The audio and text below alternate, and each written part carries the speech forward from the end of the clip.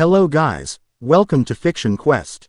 So in this video, we will see, what if Naruto created a new world where every woman he saved, from princesses to pirates, fell in love with their hero.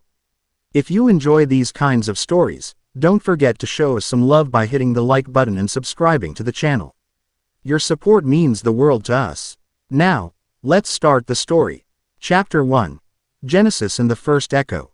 The air in Shinsekai tasted of sunlight and wet earth, a clean, pure scent that Naruto still found novel, even after all these years. He stood on the unfinished balcony of the Citadel of the Dawn, a structure of white stone and living wood that spiraled towards a sky of impossible blue. Below him, the city of Genesis spread out like a fan, its streets bustling with a life he had personally ushered into existence. There were no walls here, no gates, no need. This world was a sanctuary, born from the ashes of a war that had almost consumed everything. From this vantage point, he could see it all. Haruna, the once timid princess of the land of greens, now stood with the confident air of a master architect, directing a team of Earth-overs as they shaped a new residential district. Her hands, once delicate and accustomed to royal finery, were now calloused, her brow furrowed in concentration as she coaxed a grove of ancient-looking trees from the fertile soil. Further out, in the sprawling training fields, Ryazetsu's voice cut through the air like a whip. She was a whirlwind of crimson hair and gleaming steel, her movements a blur of deadly grace as she drilled the city's fledgling security force. She was no longer a prisoner, but a guardian, her past a fire that had forged her into something unbreakable. A gentle breeze rustled the leaves of the great tree that formed the citadel's core, and Naruto closed his eyes, sinking into the familiar hum of the world's lifeblood. He could feel the thrum of every heart, the rustle of every leaf, the flow of every river. It was a symphony of existence, and he was its conductor. "You'll wear a hole in the stone if you keep pacing, Naruto." He opened his eyes and smiled. Koyuki Kazuhana stood in the doorway of the balcony, a wry smile playing on her lips.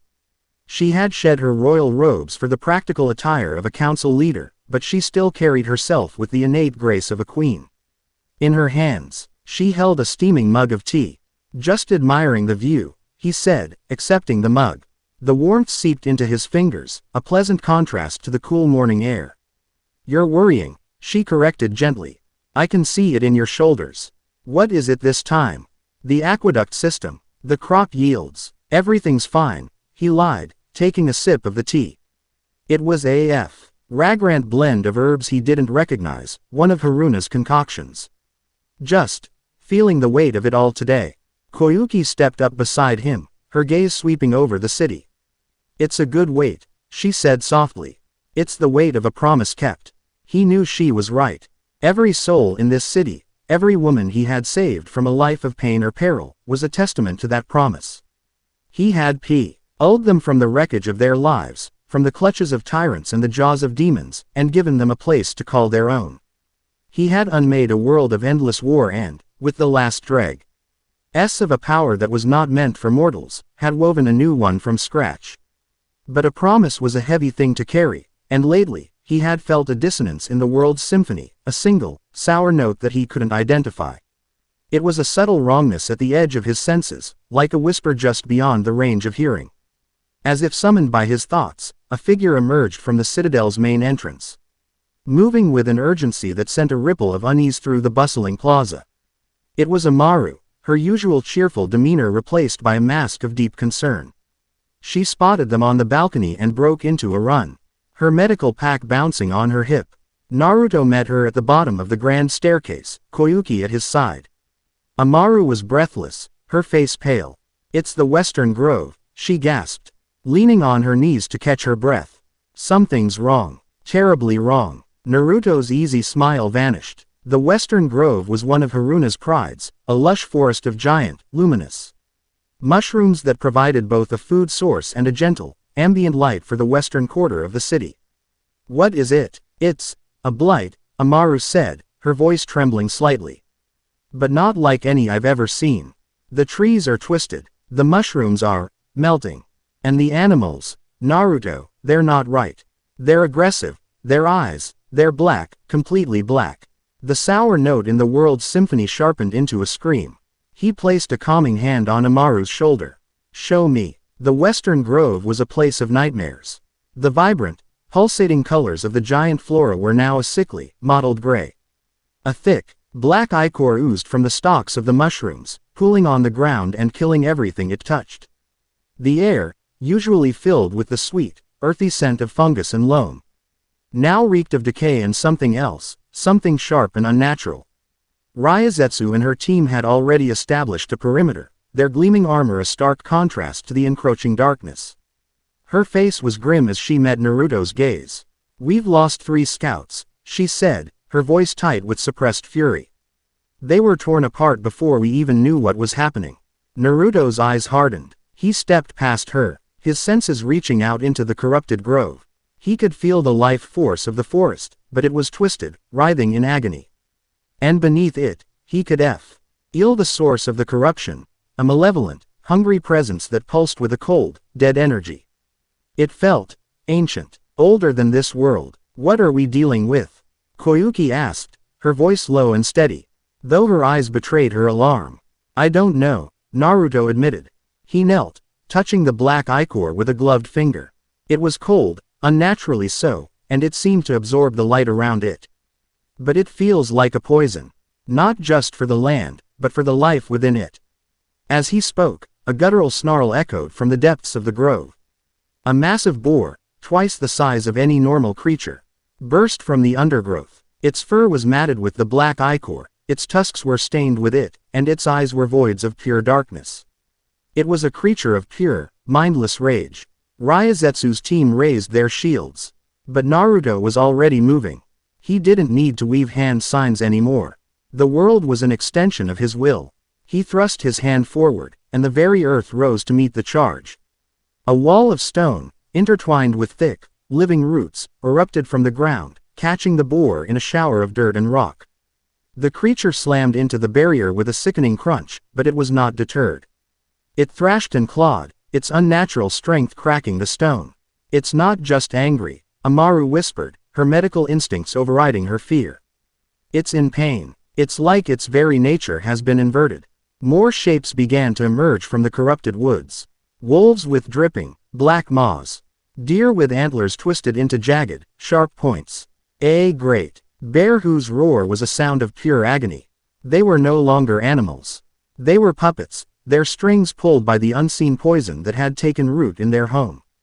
"Hold the line," Ryazetsu commanded, her own blade already drawn. "Do not let them break through." Naruto rose to his feet, his eyes glowing with a faint, golden light. He could feel the fear of the security force, the determination of Ryazetsu. The analytical horror of Amaru, the quiet strength of Koyuki. He drew it all in, anchoring himself in their presence. He was their creator, their protector. He would not fail them. "This is my world," he said. His voice quiet but resonant, each word imbued with a power that made the air tremble. "And nothing will defile it." He clapped his hands together, and the golden light around him exploded outwards. It was not the raw, untamed power of his youth. This was controlled, precise, a wave of pure life energy that washed over the corrupted grove. The charging creatures recoiled as if struck, howling in a strange mixture of pain and relief. The black ichor on their bodies sizzled and evaporated, and for a fleeting moment, the light of their natural spirits shone through the darkness. But the poison was deep. The malevolent presence at the heart of the grove pushed back, a wave of cold, dead energy that met Naruto's golden light in a silent, violent clash. The ground buckled, and the air crackled with unseen forces. Naruto gritted his teeth, pouring more of himself into the wave of purification. He could feel the strain, the immense effort it took to cleanse a corruptio. And that was so fundamentally alien to the life he had created. It was like trying to force a splinter from the heart of a living god. "Naruto, don't," Shien's voice cried out, cutting through the chaos. She had arrived, her face a mask of terror, her silver eyes wide with a vision he could not see. "You don't know what you're touching. It's a shadow, a memory of a forgotten god." But it was too late to stop. He was committed, locked in a battle of wills with an enemy he couldn't see. He pushed harder, the golden light intensifying, driving the darkness back, foot by painful foot. The corrupted animals began to fall, not dead, but unconscious, the black void in their eyes receding, replaced by the familiar spark of life. The twisted trees began to straighten, the sickly gray of their bark giving way to healthy brown and green. The black ichor evaporated, leaving behind clean, untainted earth. He drove the corruption back to its source, a single, gnarled, ancient tree at the heart of the grove. The malevolent presence was cornered, and it lashed out with a final, desperate surge of power. A wave of pure despair and hatred washed over Naruto, a vision of a dead, silent world, of stars going cold. Of a universe consumed by an endless, patient hunger. For a moment, he faltered. The vision was so potent, so absolute in its nihilism, that it threatened to extinguish his own light. But, then he felt it, the unwavering loyalty of Ryazetsu, the fierce intelligence of Koyuki, the gentle compassion of Amaru, the terrified but resolute faith of Shien. He was not alone. He was a part of a symphony. And their notes gave him strength. With a final, defiant roar, he unleashed the full force of his power. A pillar of golden light erupted from the ground, engulfing the ancient tree. There was no sound, only an all-consuming brilliance. And then, as quickly as it had begun, it was over. The light receded, leaving behind a grove that was scarred but clean. The animals were stirring, their eyes clear, their movements no longer driven by mindless rage. The trees were still misshapen, but the sickness was gone. The air was clean again, smelling of sunlight and wet earth. Naruto swayed on his feet, a wave of exhaustion washing over him. The world's symphony was clear again, but he felt the toll of the battle deep in his bones. He had won, but it had cost him. Koyuki was at his side in an instant, her hand on his arm, steadying him. "Are you all right?" "I will be," he breathed, leaning on her slightly. He looked at Shien, who was staring at the now purified grove with a look of profound dread. "A forgotten god. What did you see?" Shien's gaze was fixed on the spot where the ancient tree had stood. The pillar of light had vaporized it, leaving behind a shallow, circular crater of fused glass. "I saw a hunger that wears 1,000 faces," she whispered, her voice barely audible. "I saw a god of endings, born from the silence where another world once screamed." Amaru, her medical instincts taking over, was already moving through the grove, checking on the recovering animals. Ryazetsu was reforming her lines, her expression a mixture of awe and grim determination.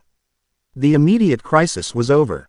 But as Naruto looked at the crater, he knew this was just the beginning. The sour note was gone, but he would never forget its sound. He had built a sanctuary, but he had forgot. And that even the brightest light must cast a shadow. And in the center of the glassy crater, almost invisible against the scorched earth, lay a single, black feather. It was impossibly dark, seeming to drink the sunlight. And as Shien's horrified gaze fell upon it, a single, chilling word echoed in the minds of everyone present, a whisper from a dead world, a promise of a coming storm. Soon. Chapter 1 End. Chapter 2. The Whispering Feather and the Salt-Stained Queen. The council chamber at the heart of the citadel was silent, save for the soft rustle of leaves from the great tree whose branches formed the vaulted ceiling. Sunlight, filtered through the canopy, dappled the grand obsidian table where the black feather lay. It was a void in the center of the room, a sliver of absolute nothing that seemed to steal the light and warmth around it. It felt obscene in this chamber, a room built as a testament to life and growth.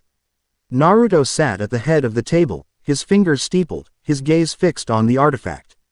The exhaustion from the battle in the grove had receded, replaced by a cold, sharp focus. He could still feel the echo of that nihilistic vision, the chilling promise of a universe returning to silence. Gathered around him were the women who formed the backbone of his new world. Koyuki sat to his right, her regal composure a mask for the deep worry in her eyes.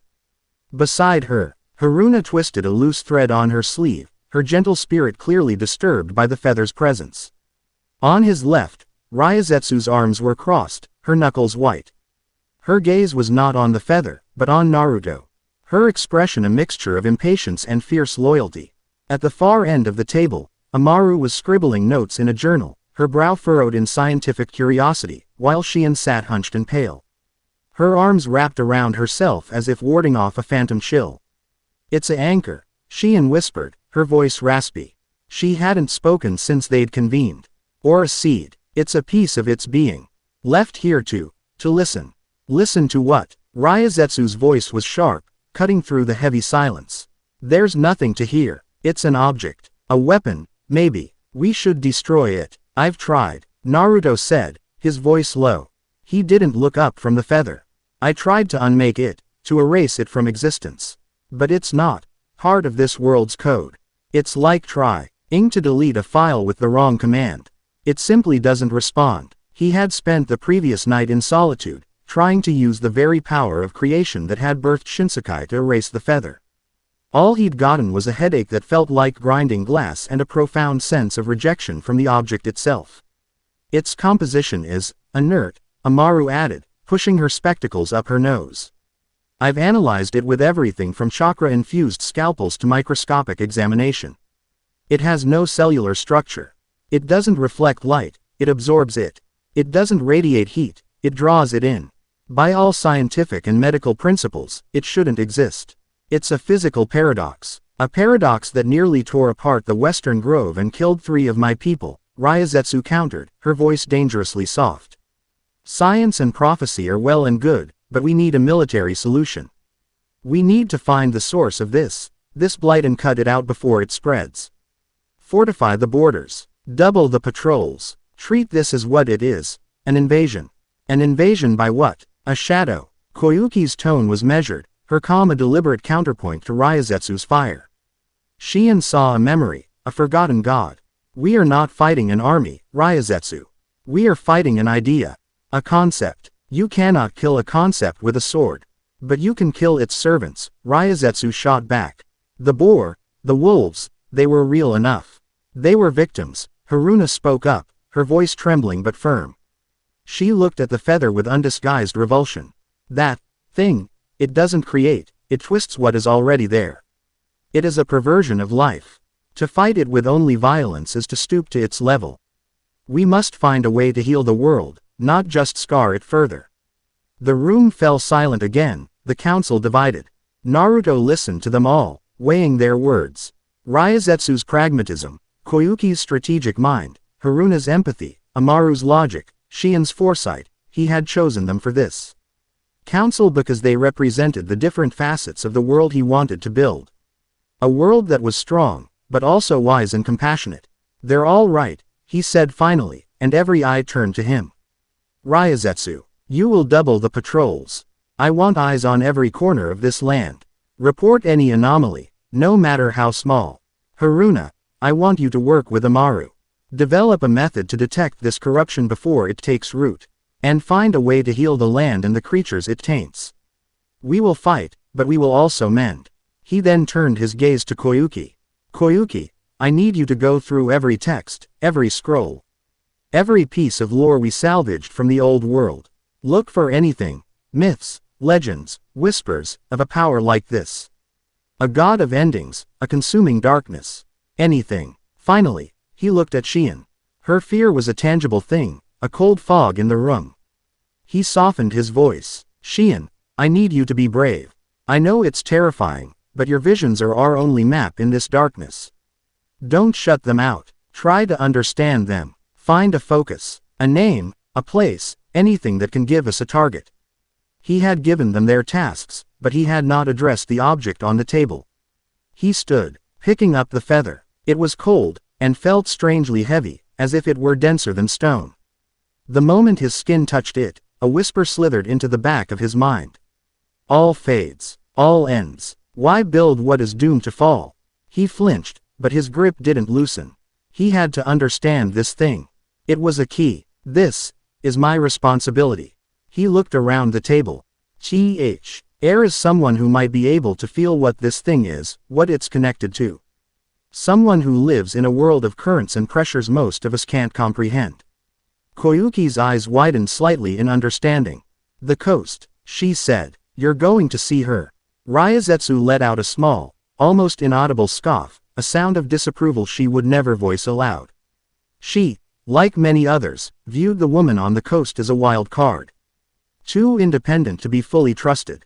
She chose a life of freedom, Naruto said, his gaze meeting Ryazetsu's without challenge.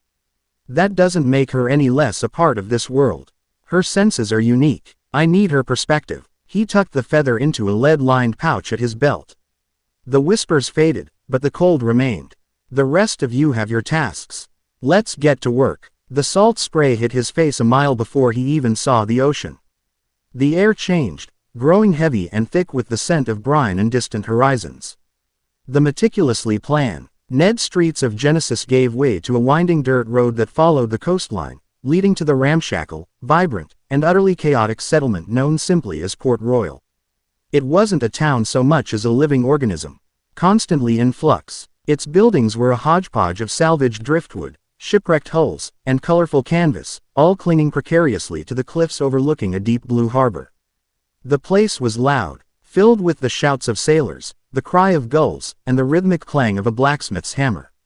This was the domain of Isaribi, and it was as wild and untamable as she was. He found her not in some governor's mansion, but in the center of the town's largest tavern, the Drowned Kraken. The place was packed, a riot of noise and activity, but a circle of silence surrounded the table where Isaribi sat. She had one boot propped up on a chair, a half-empty bottle of rum in one hand, and a wicked-looking knife in the other, which she was using to methodically carve a small, intricate sea monster from a piece of driftwood. She hadn't changed. Her skin was still a pale, almost translucent blue-green, a permanent reminder of the horrific experiments that had nearly turned her into a sea creature. Her hair was a dark, tangled mess of seaweed green, and her eyes were the color of the deep ocean, holding both its calm and its capacity for sudden, violent storms. She wore practical leather breeches and a loose linen shirt that did little to hide the faint, web-like scars on her arms and neck. She was beautiful, but in a dangerous, feral way that most men found intimidating. Naruto found it breathtaking. She didn't look up as he approached, but a small smile touched her lips. "To what do I owe the honor, Lord Creator?" she drawled, the title dripping with playful sarcasm. "Come to tell me my town is too loud, or that my boys have been poaching your precious glowing mushrooms again?" "I told them the red ones are poisonous," Naruto replied, pulling up a chair and sitting opposite her. The surrounding sailors watched him with a mixture of awe and suspicion before a single, sharp glance from Isaribi sent them scurrying back to their drinks. "They're pirates, Naruto. Telling them not to do something is like a formal invitation," she said, finally looking up. Her deep-sea eyes scanned his face, the playful light in them dimming slightly. "You're not here for a social call. You've got your world on my shoulders look. I haven't seen that since the day you pulled me out of that lab." He didn't waste time with pleasantries. He took the lead pook from his belt and placed it on the table between them. "I need your help." Isaribi's eyes narrowed. She put down her knife and the half-finished carving. She didn't reach for the pouch. Instead, she seemed to be sensing it. Her head tilted slightly. "What is that?" she asked, her voice losing its mocking edge. "It feels wrong. Like the pressure in the deepest trench, where the light dies, but there's no life. It feels empty." "It's a long story," he said. He told her everything. The blight in the grove, the corrupted animals, Shien's vision, the feather itself. He watched her face as he spoke. Saw her casual nonchalance peel away, revealing the sharp, intelligent survivor beneath. When he finished, she was silent for a long time, her gaze distant, as if she were listening to a sound only she could hear. "For the last few months," she said slowly, her voice barely a whisper, "we've been finding them. Dead zones. Patches of ocean, sometimes miles wide, where everything is just gone. No fish, no kelp. Not even the little critters that live in the silt. The water is cold, unnaturally so. We called them the silent deeps. We've been marking them on our charts, avoiding them." The cold dread in Naruto's gut intensified. "You think they're connected?" "I didn't," she said, her eyes finally focusing on the pouch. "I thought it was some geological quirk of this new world of yours. Volcanic vents releasing some kind of poison. But the feeling, the deep, silent cold of those places, it feels like that thing in the bag." She finally reached out, her fingers hesitating just over the lead lining.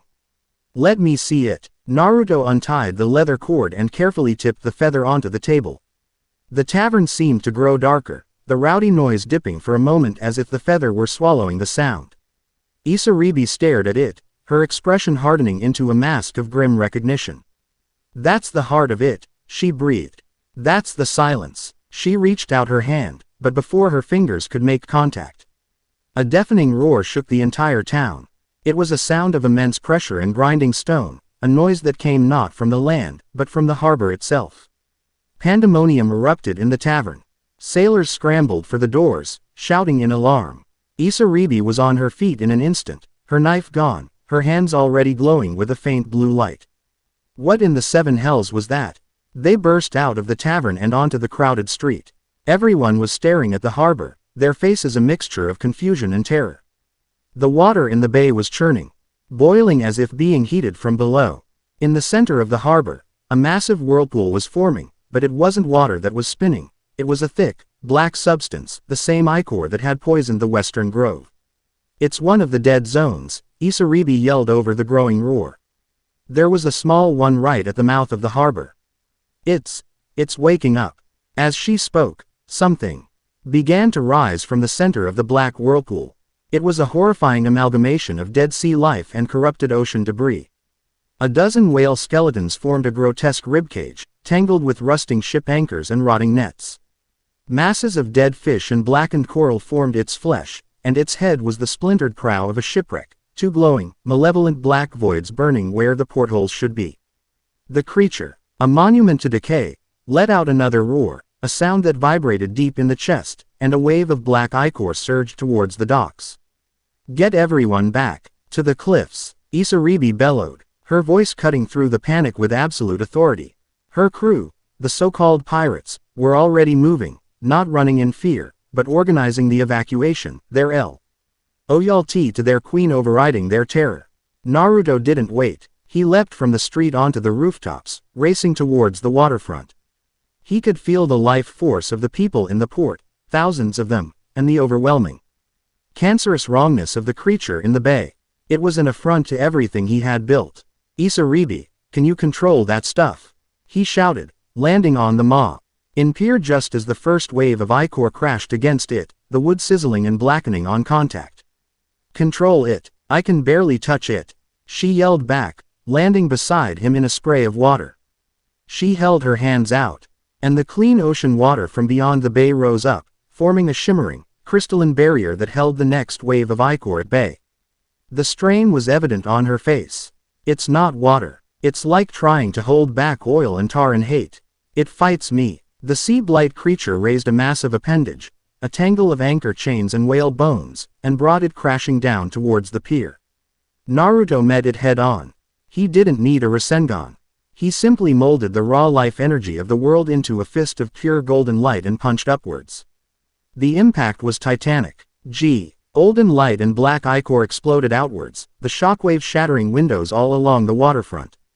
The creature's appendage was blown apart, but the black ichor that formed it simply flowed back towards the main body. Reforming instantly, it regenerates. Isaribi grunted, her water barrier groaning under the pressure of the corrupted tide. Then we don't give it time to. Naruto replied, I need to get to its core. I can feel a concentration of that cold energy, right in the center of its chest, behind that whale bone cage. Consider it done. Isaribi's eyes glowed with fierce determination. She clapped her hands together, and the ocean itself seemed to answer her call. Two massive waterspouts rose from the sea on either side of the creature, spinning with furious speed. With a sharp cry, she thrust her hands forward, and the waterspouts shot towards the blight, not as a blunt attack, but as whips. They coiled around the creature's body, the pure, clean water sizzling against the ichor, but holding fast. I can't hold it for long, she shouted, sweat beading on her forehead. The corruption is fighting back, trying to poison my water. That was all the opening Naruto needed. Golden energy flared around him as he shot forward like a comet, leaving a trail of light in his wake. He flew straight towards the monster's chest, phasing through the grotesque ribcage of whale bones. Inside the creature, it was a vortex of screaming, corrupted energy. He could feel the echoes of the sea life that had been absorbed into this monstrosity, the fading memories of whales, fish, and crabs. All twisted into a chorus of pain and rage. And in the center, just as he'd sensed, was a pulsating sphere of blackness, a larger, more complex version of the feather, a heart of pure void. All fade, end. the whispers screamed in his mind, 100 times louder than before. Not today, he snarled, focusing all his power, all his will, all the light of the world he had created, into a single point in his right hand. It wasn't a sphere of swirling chakra. It was a miniature sun, a concentration of pure life so bright it hurt to look at. He thrust his hand into the black heart. There was no explosion, no grand detonation. There was only light, an absolute, purifying, golden light that erupted from within the sea blight, shining out through the gaps in its body. The creature froze, its guttural roar turning into a high-pitched shriek of agony. The black ichor began to dissolve, not just breaking apart, but being unmade, its corrupted essence erased by the overwhelming surge of pure life. From the docks, Isaribi watched in awe as the monstrous form disintegrated into golden motes of light, revealing Naruto floating in the air where its heart had been. The blackness in the harbor vanished, replaced by clean, blue water. The sun felt warmer, the air cleaner. The silence of the dead zone was broken by the sound of the waves. Naruto landed softly on the pier beside her, the golden glow around him fading. He looked tired, but resolute. The battle was won. Isaribi walked to the edge of the pier, staring out at the now peaceful harbor. The setting sun painted the water in hues of orange and red. Her town was safe. Her people were safe. But the calm was deceptive. She now understood the truth. Her quiet, free life on the ocean was over. The silent deeps she had so carefully avoided had now come for her. She turned to Naruto, her deep-sea eyes finding his. The usual playful mockery was gone, replaced by a fierce, unwavering resolve. "You came here for my perspective," she said, her voice low and steady. "Here it is. This thing, this enemy, it's not just in your forests. It's in my ocean. You're not just defending a city anymore, Naruto. You're defending the whole world." She took a step closer. The space between them charged with a new intensity. "And my fleet, my knowledge of the seas, and my life are yours to command. Just tell us where to point the cannons." He met her gaze, seeing not just an ally, but a kindred spirit, another soul he had saved who had forged herself into something strong and beautiful. He saw the queen she had become, and for the first time, he felt the weight on his shoulders lighten, just a fraction, because he was no longer carrying it alone. Chapter 2 End. Chapter 3. The Princess of Glass and the Will of the World. The journey back to Genesis was faster than Naruto's trip out. He moved with a speed that blurred the coastline into a streak of green and blue, Isaribi keeping pace beside him, her own unique mastery over water, allowing her to glide across its surface as if it were solid ground. They didn't speak much. The victory at Port Royal was a temporary reprieve, a single battle in a war they were only just beginning to comprehend. The silence between them wasn't awkward, it was the shared understanding of two soldiers staring at a new, impossibly vast frontline. Isaribi's presence in the citadel of the dawn was like a sudden ocean squall in a tranquil garden. Her swagger, her salt-stained leather, the faint scent of rum and sea that clung to her, it all stood in stark contrast to the citadel's serene atmosphere. Of polished white stone and living wood. She greeted the formal bows of the citadel guard with a jaunty, two-fingered salute that left them baffled, and she examined the great tree at the building's core with the critical eye of a shipwright assessing a mast. Ryazetsu met them in the main hall.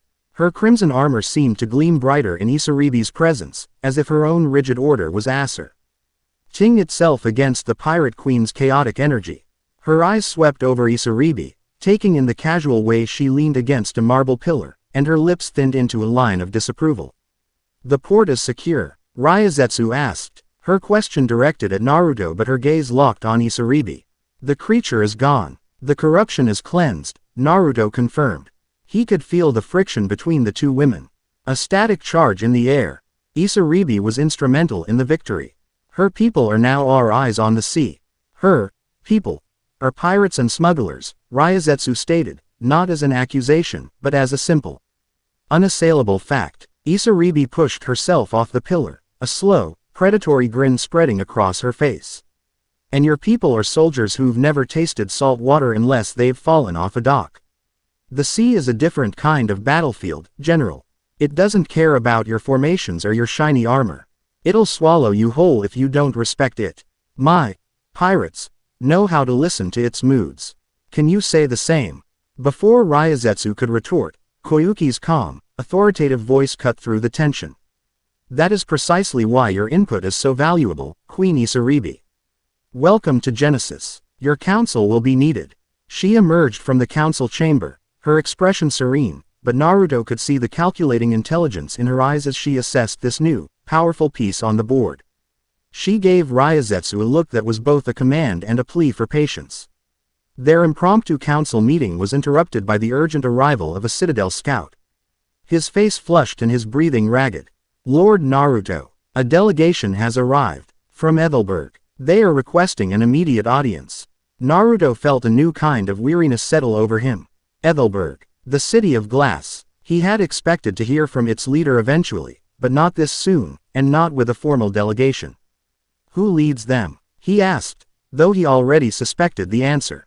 Princess Fuka, my lord. She is waiting in the Grand Plaza. Isaribi let out a low whistle. The Ice Princess herself, This should be fun. Ryazetsu shot her a venomous glare before Shulin. Her features back into a mask of military neutrality.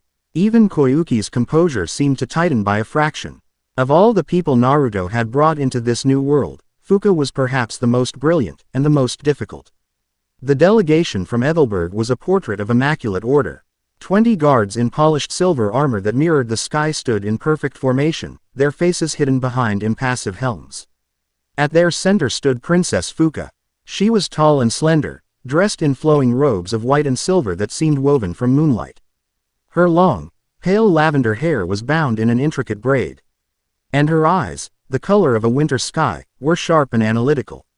She held herself with a rigid poise that spoke of a lifetime of courtly discipline and suppressed emotion.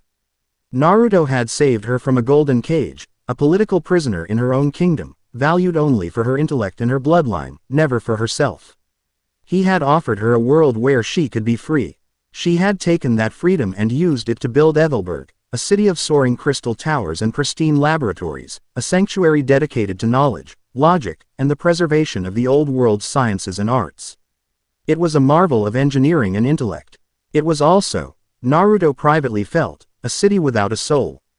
Lord Naruto, she said as he approached, her voice as clear and cool as a mountain spring. She inclined her head in a gesture that was technically a bow, but felt more like an assessment. Her gaze flickered to Isaribi, who stood beside Naruto with her arms crossed and a challenging smirk on her face. Fuka's eyes narrowed for a fraction of a second, a flicker of distaste crossing her features before being ruthlessly suppressed. I see the news of your difficulties, has already brought strange currents to your shore. Princess Fuka, this is Queen Isaribi of Port Royal. She's a new member of our council, Naruto said, his tone deliberately welcoming. Queen. Fuka's eyebrow rose infinitesimally. A quaint title. I was not aware organized piracy had adopted monarchical structures. We're a democracy, mostly, Isaribi shot back, her grin widening. They elect me queen every morning. It's the swords and the winning personality that makes it stick. Fuka ignored her, turning her full attention back to Naruto. I did not come here for pleasantries. Ethelberg's long-range sensors detected the energy signatures from both the Western Grove and the recent coastal disturbance. The data is alarming. This blight, this corruption, it is a systemic threat. And your current reactive strategy is insufficient. I have come to propose a real solution. Her confidence was absolute, her tone leaving no room for debate. This wasn't a request, it was a declaration. The obsidian table in the council chamber felt like a battleground. The black feather, which Naruto had brought back out, lay at its center, a focal point for the tension that filled the room. Fuka stood at one end, a floating holographic schematic of Shinsekai shimmering in the air beside her. Isaribi leaned back in her chair, boots propped up on the table, pointedly ignoring the princess's glare. The rest of the council was arrayed between them, a spectrum of ideologies caught between two poles. The threat we face is not a conventional army, Fuka began, her voice echoing slightly in the silent chamber. It is a contagion, a conceptual poison that infects the very fabric of our world. To fight it piece by piece, as you did at the coast, is a fool's errand. You are treating the symptoms while the disease spreads unchecked. She gestured to the hologram. A complex web of lines and symbols began to overlay the map of the world. I propose a proactive, preventative solution. The Aegis Network, a global system of interlocking fuinjutsu seals, powered by a network of subterranean conduits drawing directly from the world's lifeblood. It would create a planetary barrier, a shield that would analyze, repel, and neutralize foreign energies that do not conform to this world's foundational laws. It would be a permanent defense, an immune system for our entire world. Ryazetsu leaned forward, her eyes gleaming with interest. A global shield, could it be weaponized, focused on specific targets? Its primary function is defensive, Fuka replied coolly. But in theory, yes. The energy could be redirected to purge a specific area, cauterizing any infection that manages to manifest before it can spread. It would be absolute, total. We could seal this world off from any and all external threats. Seal it off. Haruna's voice was a horrified whisper. You mean, cage it? Cage us? The birds, the animals that migrate, the very wind, you would place a barrier against them. This world is alive, princess. What you are describing sounds like putting it in a coffin to keep it safe. A sterile environment is a safe environment, Fuka countered, her gaze unwavering. Your sentimentality is a weakness, Princess Haruna. When a limb is infected with gangrene, you do not weep for it. You amputate it to save the body. This is no different. She's right about one thing, Isaribi said, finally swinging her boots off the table and leaning forward, her voice dropping its playful tone. My oceans are infected. Your blight isn't just on land. There are dead zones out there, silent patches of cold, dead water, and they're growing. But a cage won't fix it. The poison is already inside. You're not talking about a shield, princess. You're talking about a prison. And you're just locking the monster in here with the rest of us. The internal infections could be purged once the perimeter is secure, Fuka said dismissively. Your concerns are noted, Queen Isaribi. But the scale of this problem requires a more sophisticated approach than naval charts and superstition. The insult hung in the air. Isaribi's hand drifted to the knife at her belt, her deep-sea eyes turning stormy. Naruto held up a hand, a simple, calming gesture that nonetheless stopped the conflict cold. Fuka, he said, his voice quiet but firm, drawing all attention. I built this world to be a sanctuary, yes. But a sanctuary for life, not a museum. A world needs to breathe. It needs to be free. What you're proposing, it's a world built on fear. It's the same logic that led to the cages we all escaped from. His words struck a chord. He saw a flicker of something in Fuka's eyes, a memory of her gilded prison. But it was gone as quickly as it came, replaced by cold, hard logic. The cages we escaped from were built by tyrants for control, she argued, her voice tight. This would be a shield built by reason for survival. They are not the same. Your desire for absolute freedom is an emotional response, Naruto. A trauma response. It is not a viable strategy for planetary defense. This enemy, this Ashen One, as Shien's visions call it, it doesn't care about your freedom. It feeds on chaos, on life, on the very things you refuse to regulate. To defeat it, we must become its antithesis, ordered, controlled, absolute. As she spoke, Shien, who had been silent and trembling in her chair, let out a small gasp. Her eyes went wide and unfocused, her gaze fixed on the black feather. I see, she whispered, her voice a ghostly echo. I see glass towers, cracking. I see a shield that becomes a lens, focusing the darkness. It doesn't keep it out, it invites it in. It calls to it, a structured cage for a formless hunger. It gives it a shape. Fuka stared at Shien, her expression a mixture of pity and contempt. Hysterical ramblings are not data. We cannot base our survival on the nightmares of a traumatized oracle. That's enough, Fuka, Naruto said, his voice taking on a hard edge. He had rarely used such a tone since this world began, and it silenced the room instantly. Shien's sight has saved us before. We will not dismiss it. He stood up, walking around the table until he stood before the holographic map. He looked at the intricate web Fuka had designed, a perfect, logical, and utterly sterile solution. You're right about one thing, he said, turning to face her. We need to be proactive. But our greatest strength isn't a shield. It's the people in this room. It's the life in this world. He looked from Ryazetsu's fierce loyalty to Haruna's gentle strength. From Koyuki's wisdom to Isaribi's untamed spirit, from Amaru's intellect to Shien's foresight. Your Aegis network is a monument to fear. I'm choosing to place my faith in hope. In us. He deactivated the hologram with a wave of his hand. The room was plunged back into the soft, natural light filtering through the leaves. We are not building a cage, he declared. We are forging a sword. I am rejecting your proposal. Princess Fuka, we will not build the Aegis network. A gasp went through the room. Ryazetsu looked shocked, Koyuki concerned. Fuka's face was a mask of ice, but Naruto could see the fury in the tightening of her jaw. That is a grave mistake, she said, her voice dangerously quiet. Maybe, Naruto conceded, but it's my mistake to make. However, your logic is not entirely flawed. We need a dedicated response. Not a defensive one, an active one. A team whose sole purpose is to hunt this threat, to understand it, and to find its heart so we can destroy it. He looked directly at Isaribi. Isaribi, you know the sea. You've seen these dead zones. You will lead the expedition. Your fleet will be our vessel. Then he turned to Ryazetsu.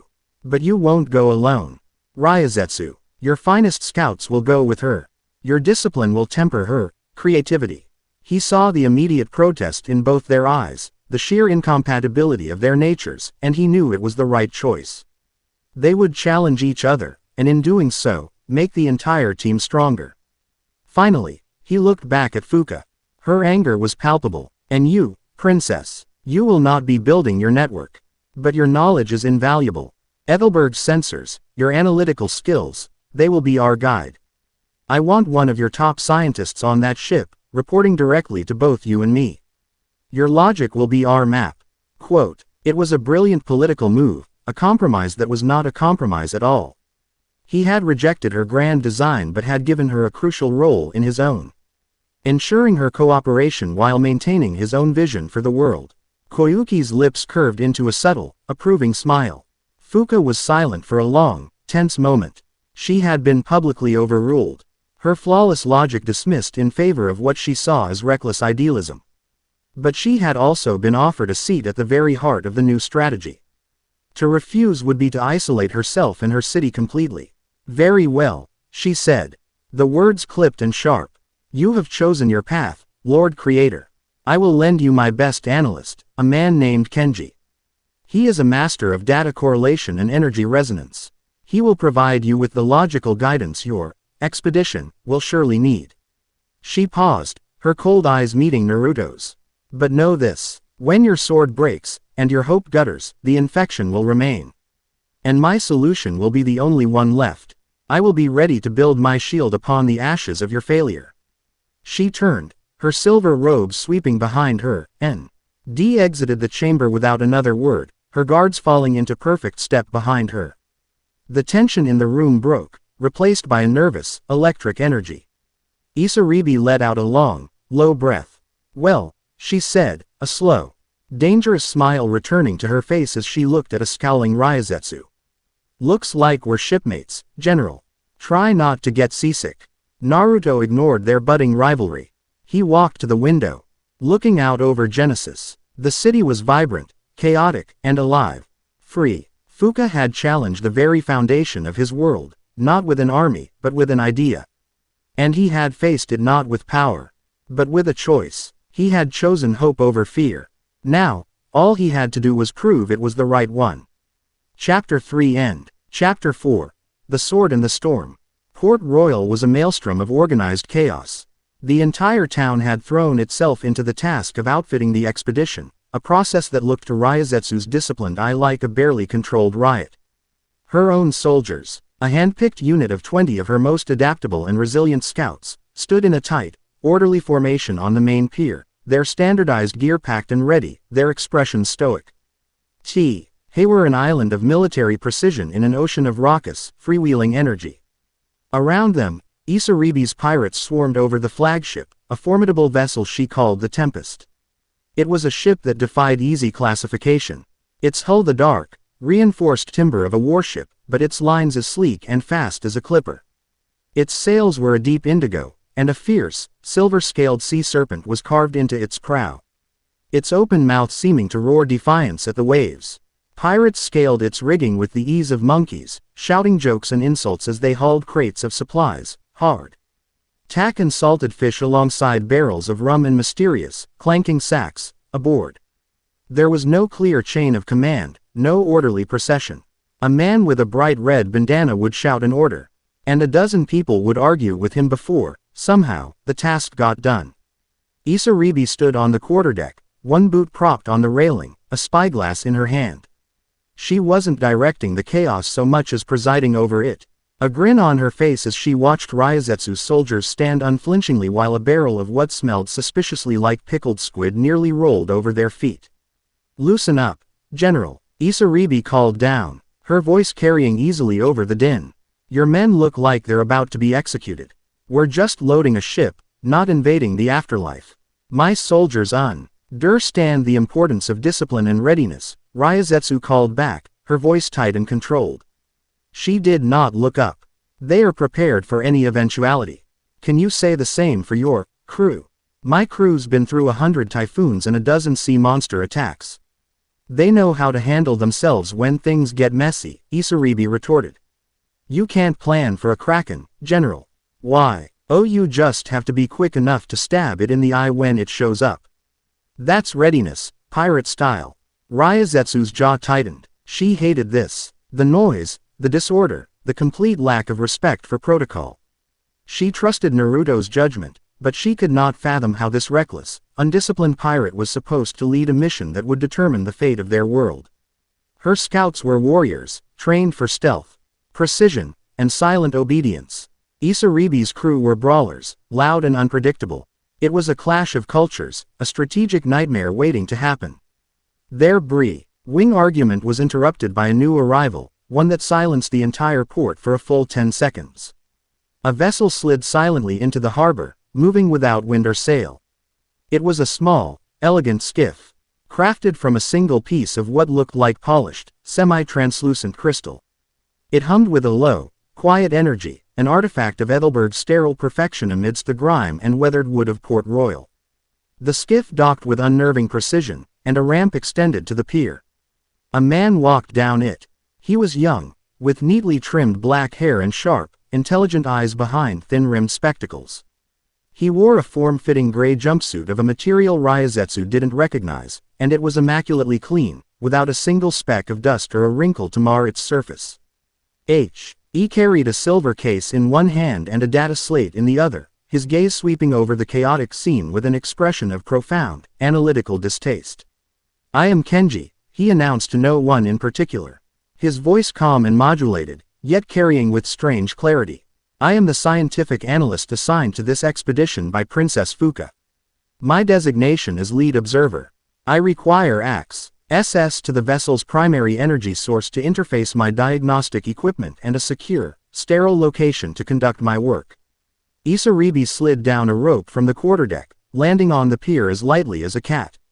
She sauntered up to Kenji, circling him slowly, her deep-sea eyes taking in his pristine uniform and the faint, antiseptic smell that clung to him. "A sterile location," she said, her lips twitching with amusement. She gestured grandly at the bustling ship. "Pick a spot, pal. Just try not to step in the fish guts." She clapped him on the shoulder, and he flinched, a flicker of arm on his face as his perfect uniform was sullied by her touch. "Welcome aboard the Tempest. I'm the captain, the queen, the one in charge." "Got it." Kenji adjusted his spectacles, his gaze flicking Ram Isaribi's smirking face to the massive, tattooed first mate who was currently using a knife to pry open a crate of coconuts. "Data received," he said, his tone flat. "My analysis suggests that the command structure of this vessel is fluid. This will be noted in my initial report to Princess Fuka." Ryazetsu stepped forward, offering a curt, professional nod. "General Ryazetsu, commander of the ground and reconnaissance unit. My soldiers are at your disposal for security and sample collection." Kenji's eyes lit up with a spark of something resembling relief. "Excellent. A structured military hierarchy. I will interface with you regarding operational parameters and risk assessment. It is a statistical relief to know some semblance of order is present." Isaribi rolled her eyes. "Great. E-walking calculator and the tin soldier can compare notes. Just try not to bore the rest of us to death. Now, if you're done posturing, the creator is waiting. She jerked her head towards the captain's cabin. He wants a word before we shove off. The captain's cabin was a stark contrast to the rest of the ship. It was spacious and orderly, dominated by a huge map table covered in nautical charts. The only decorations were a rack of gleaming cutlasses on one wall and a single, beautiful conch shell on the desk. Naruto stood by the large stern window, looking out at the open ocean. The black feather lay on the map table, its presence making the warm, sunlit cabin feel colder. He turned as the three of them entered. He greeted Kenji with a warm smile that the analyst seemed unsure how to process. Then his gaze settled on Ryazetsu and Isaribi. "The ship is ready," he asked. "She's ready to fly," Isaribi confirmed, leaning against the doorframe. "Give us a heading and we're gone." "That's the first problem," Naruto said, his expression turning serious. "This enemy leaves no trail. The corruption recedes, and all that's left is a scar. We don't know where to strike." He gestured to the feather. "This is our only clue." Kenji stepped forward, his professional curiosity overriding his discomfort.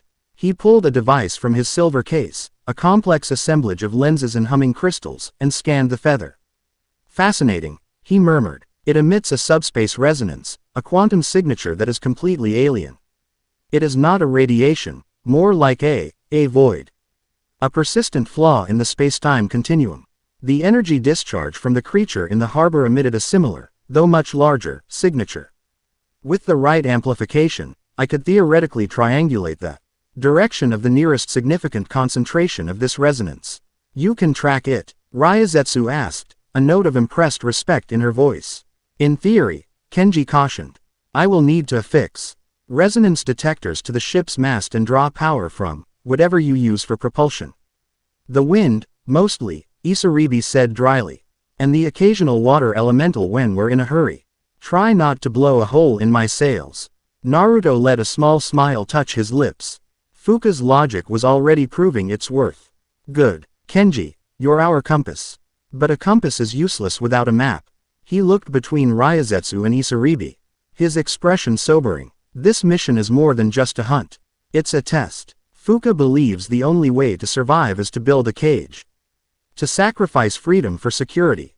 I believe she's wrong. I believe our strength comes from our diversity, from our will to fight for a world where we can be free." He met Ryazetsu's gaze. "Ryazetsu, your discipline is a rock. But a rock can be shattered if it doesn't know how to yield. Learn from the chaos around you. Find the strength in it." Then he turned to Isaribi. "Isaribi, your freedom is a storm. But a storm without dire Seishin can destroy everything in its path, including itself. You're not just a pirate queen anymore. You're a leader in this world. You carry the lives of her soldiers on your shoulders now, not just your crew." His words landed with the weight of command, but also of deep, personal trust. He was entrusting not just the mission, but his entire philosophy to these two women who were, in many ways, polar opposites. Before either of them could respond, a glowing crystal on the map table pulsed with light. It was a long-range communication device, a fusion of his own seal work and Fuka's technology. Koyuki's face appeared, shimmering in the air above the crystal. She looked worried. "Naruto, Shion is having a vision. It's a strong one." She asked for the leaders of the expedition. A moment later, Koyuki's image was replaced by Shion's. Her face was pale, her silver eyes wide and unfocused. "The feather," she whispered, her voice seeming to come from a great distance. "The analyst, his machine, it sings the same song as the feather. It gives the silence a voice, and I can follow it." "Shion, what do you see?" Naruto asked gently. "A place of endings," she breathed. "A graveyard for ships. They lie broken, impaled on jagged rocks that jut from the sea like bone splinters. The fog there, it doesn't move. It's a shroud, and the water is like glass, black and still. There is a great silence there. The silence that was in the harbor before the monster awoke. It's a wound in the sea. A place where the world is thin." As Shion spoke, Kenji, who had already connected his device to a portable power source, looked at his data slate, his eyes widening in disbelief. "By all the laws of physics," he muttered. She's right. My instruments are picking up a faint, but steady, resonance trail. The direction is due east. Based on the signal's degradation, I would estimate the source is approximately 400 leagues away. Her description is a remarkably accurate, if poetic, interpretation of the topological stress the data indicates is present at the source. Prophecy and data had converged. They had their destination. An hour later, the Tempest was ready. Ryazetsu's soldiers had integrated with the crew, their silent vigilance a strange counterpoint to the pirates' boisterous energy. Kenji had affixed his crystalline sensors to the main mast, their faint hum adding a new alien note to the symphony of the ship. Naruto stood on the highest cliff overlooking the harbor, watching them go. Isaribi was at the helm, her green hair whipping in the wind, a look of fire. Joy on her face as the ship caught the current and surged towards the open sea. Ryazetsu stood near the bow, her arms crossed, her gaze fixed on the horizon, a living sword pointed at the heart of their enemy. He saw them exchange a look across the deck. It wasn't friendly, it wasn't respectful, but it was a look of acknowledgement. The sword and the storm, bound together by his will, sailing into a silent fog. As the ship grew smaller, a speck of indigo against the vast blue of the ocean, he felt the weight of his choice. He had rejected the cage and sent his friends into the dark. He had placed his faith not in walls or shields, but in the untamable, unpredictable, and brilliant strength of the human heart. Now, as the Tempest vanished over the horizon, all he could do was hope he was right. Chapter 4 End. Chapter 5. The Graveyard of Ships and the Echo of Despair. The world dissolved into a uniform, silent gray. One moment, the Tempest was slicing through the sun-dappled blue of the open ocean, the next. It was adrift in a sea of thick, motionless fog. The wind died. The waves flattened until the water's surface was a sheet of black, polished glass. The boisterous energy of the ship fell away, swallowed by a profound and unnatural silence. All that remained was the soft creak of the ship's timbers and the low, anxious hum of Kenji's instruments. They had arrived. Shien's vision made real. Jagged black rocks, like the broken teeth of a dead god, jutted from the still water, each one impaling the corpse of a ship. There were hundreds of them. Ancient galleons with rotted sails, sleek cutters with snapped masts, even a few crude, primitive-looking rafts, all caught in a timeless tableau of destruction. There was no rust, no rot beyond a certain point. It was as if time itself had been arrested here. By the Kraken's eye, Isaribi breathed from her position at the helm, her usual swagger gone, replaced by a mariner's deep-seated awe and dread. This is no storm's work. This is a tomb. On the foredeck, Ryazetsu's hand rested on the hilt of her sword.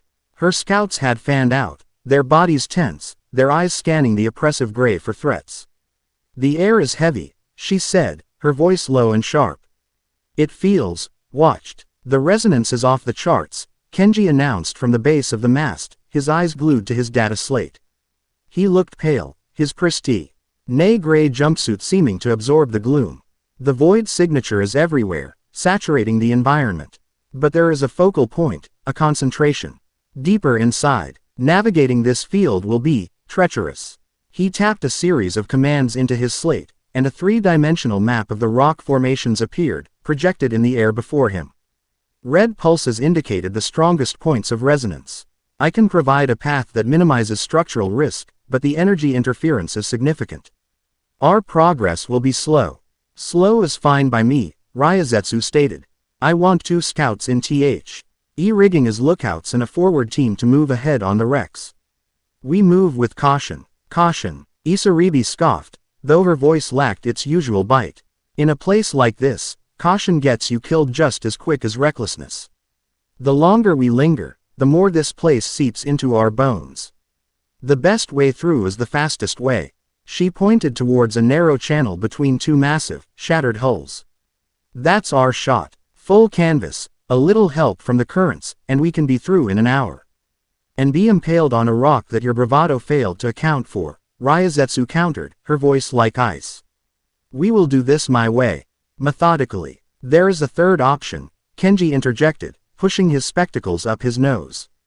His projected map zoomed in, highlighting a winding path that was neither the most direct nor the most cautious. This route follows a channel of relatively low resonance. Statistically, it should be the path of least resistance, both physically and energetically. It offers a balance between the general's preference for security and the queen's for speed. Isaribi and Ryazetsu stared at the glowing map, then at each other. A silent, grudging truce was formed. Fine, Isaribi muttered, gripping the ship's wheel. Let the calculator lead the way. But the first time we scrape rock, I'm doing it my way. With a quiet order from Isaribi, her most skilled sailors unfurled a minimal amount of sail, just enough to catch the faint, ghostly drafts that passed for wind in this dead place. The tempest began to glide forward, a living creature of wood and courage moving through a gallery of the dead. Ryazetsu dispatched her scouts, who moved with breathtaking agility, leaping from their ship's rigging to the skeletal remains of another, their dark forms the only things moving in the silent landscape. It was an hour into their painstaking navigation that the fog began to whisper. It started as a faint murmur, a sound at the edge of hearing, easy. Lee dismissed as the groaning of old wood or the sigh of water. But it grew, coalescing into faint, sorrowful voices.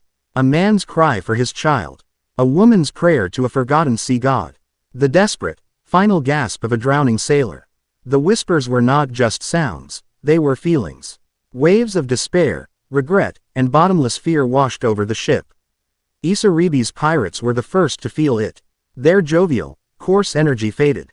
A helmsman, a giant of a man with a thick beard and arms like tree trunks, began to weep silently, his eyes fixed on some unseen tragedy. Another sat down on the deck, pulling a worn wooden doll from his pocket and staring at it with hollow eyes. They became listless, their movements slow, their faces etched with a sorrow that wasn't their own. Ryazetsu's soldiers fared better, but only just. Their discipline was a shield, but the whispers were a corrosive acid, eating at the edges of their resolve. Their perfect formations became a fraction less precise. A scout, perched on the mast of a shattered galleon, was a second too slow in relaying a signal, his focus clearly shattered.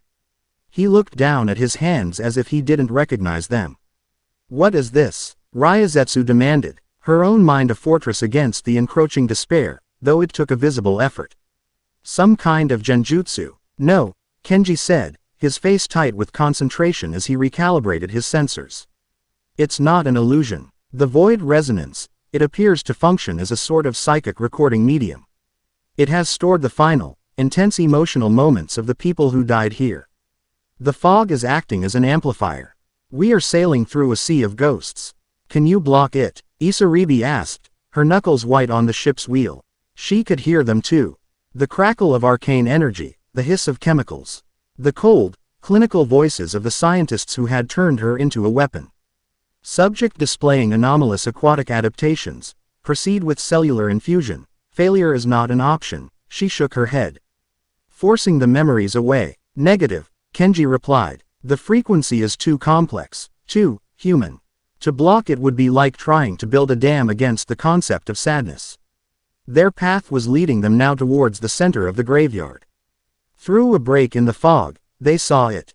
A ship that defied the decay around it, a massive, black galleon impaled on the tallest, sharpest spire of rock. Its form silhouetted against the gray sky like a monument to ruin. Unlike the other wrecks, it was perfectly preserved, its wood petrified into a substance that looked like polished obsidian. There, Kenji breathed, pointing a trembling finger. The signal originates from that vessel. The focal point is in the main cabin. That is our target. A landing party was assembled on the main deck. Isaribi, Ryazetsu, and Kenji would lead, accompanied by Ryazetsu's most disciplined lieutenant, a stoic woman named Hana, and Isaribi's first mate, the massive, tattooed pirate called Grog. It was a small, balanced team of discipline, instinct, and intellect. They crossed the gap between the Tempest and the petrified galleon on a rope bridge.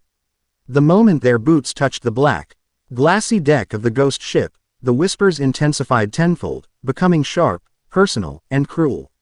For Isaribi, the vague lab sounds became a single, clear voice. Her tormentor-in-chief, the scientist Amachi. Look at you, little fish.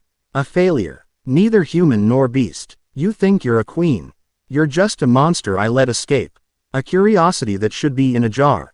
Her hands clenched, a low growl escaping her lips. Her anger flared, a welcome fire against the oppressive cold of the whispers.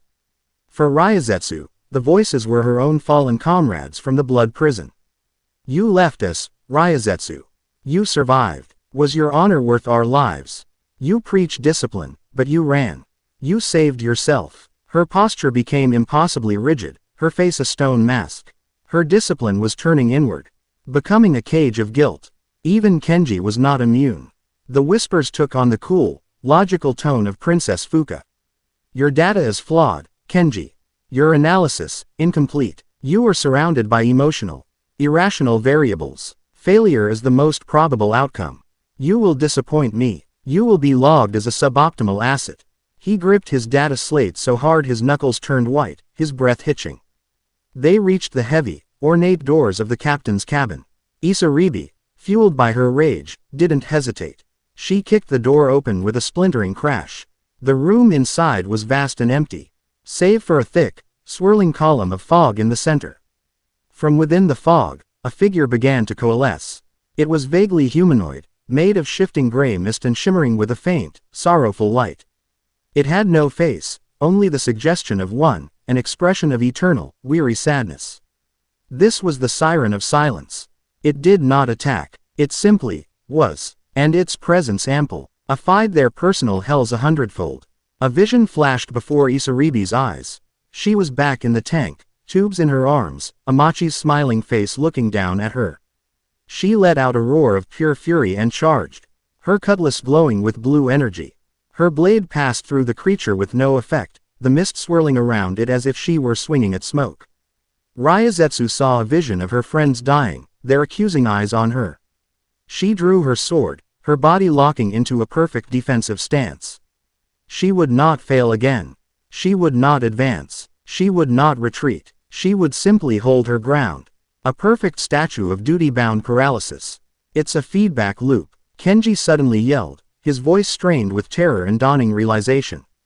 He was pointing his scanner at the siren, his other hand clutching his head.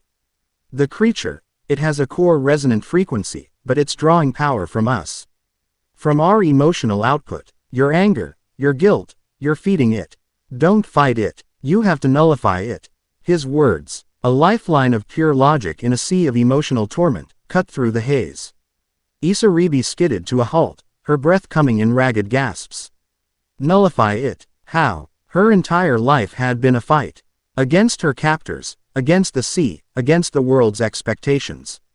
To not fight was to surrender. But then she looked at Ryazetsu, frozen in her perfect, useless defense. She saw her own reflection in the general's trap. Rage was her cage, just as guilt was Ryazetsu's.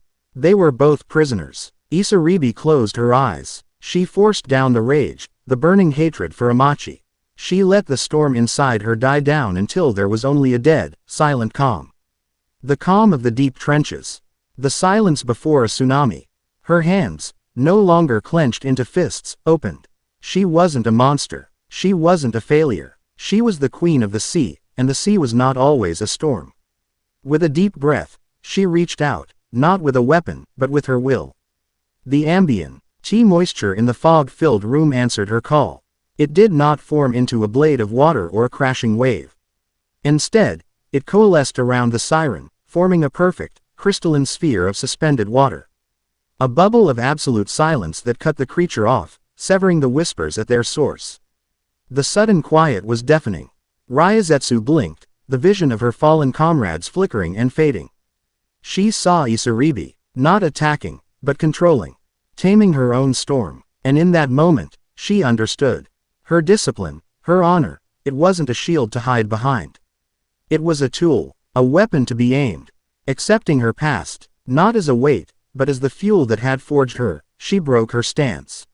She took a single, deliberate step forward. All her guilt, her pain, her years of rigid control, she focused it all. Not into a defense, but into the tip of her sword. Kenji, seeing what was happening, shouted, its core. Dead center. Now, Ryazetsu moved. It was not a charge, but a flow, a single, perfect motion. Her blade, glowing with a faint crimson light, pierced the silent bubble of water and slid into the heart of the misty figure. For a moment, nothing happened. Then, the sire, N of silence let out a sound that was not a scream, but a long, sighing release. It dissolved, not into nothingness, but into a shower of soft, silver light. The oppressive fog throughout the entire graveyard vanished in an instant, burned away by the returning sun. The petrified galleon groaned, the unnatural magic holding it together shattering. In the spot where the siren had been, a new object hovered in the air. It was a crystalline shard, the size of a man's heart, pulsating with a cold, black light. A heartseed. Grab it, Isaribi yelled. Hana, Ryazetsu's lieutenant, snatched it from air just as the floor began to crumble beneath them.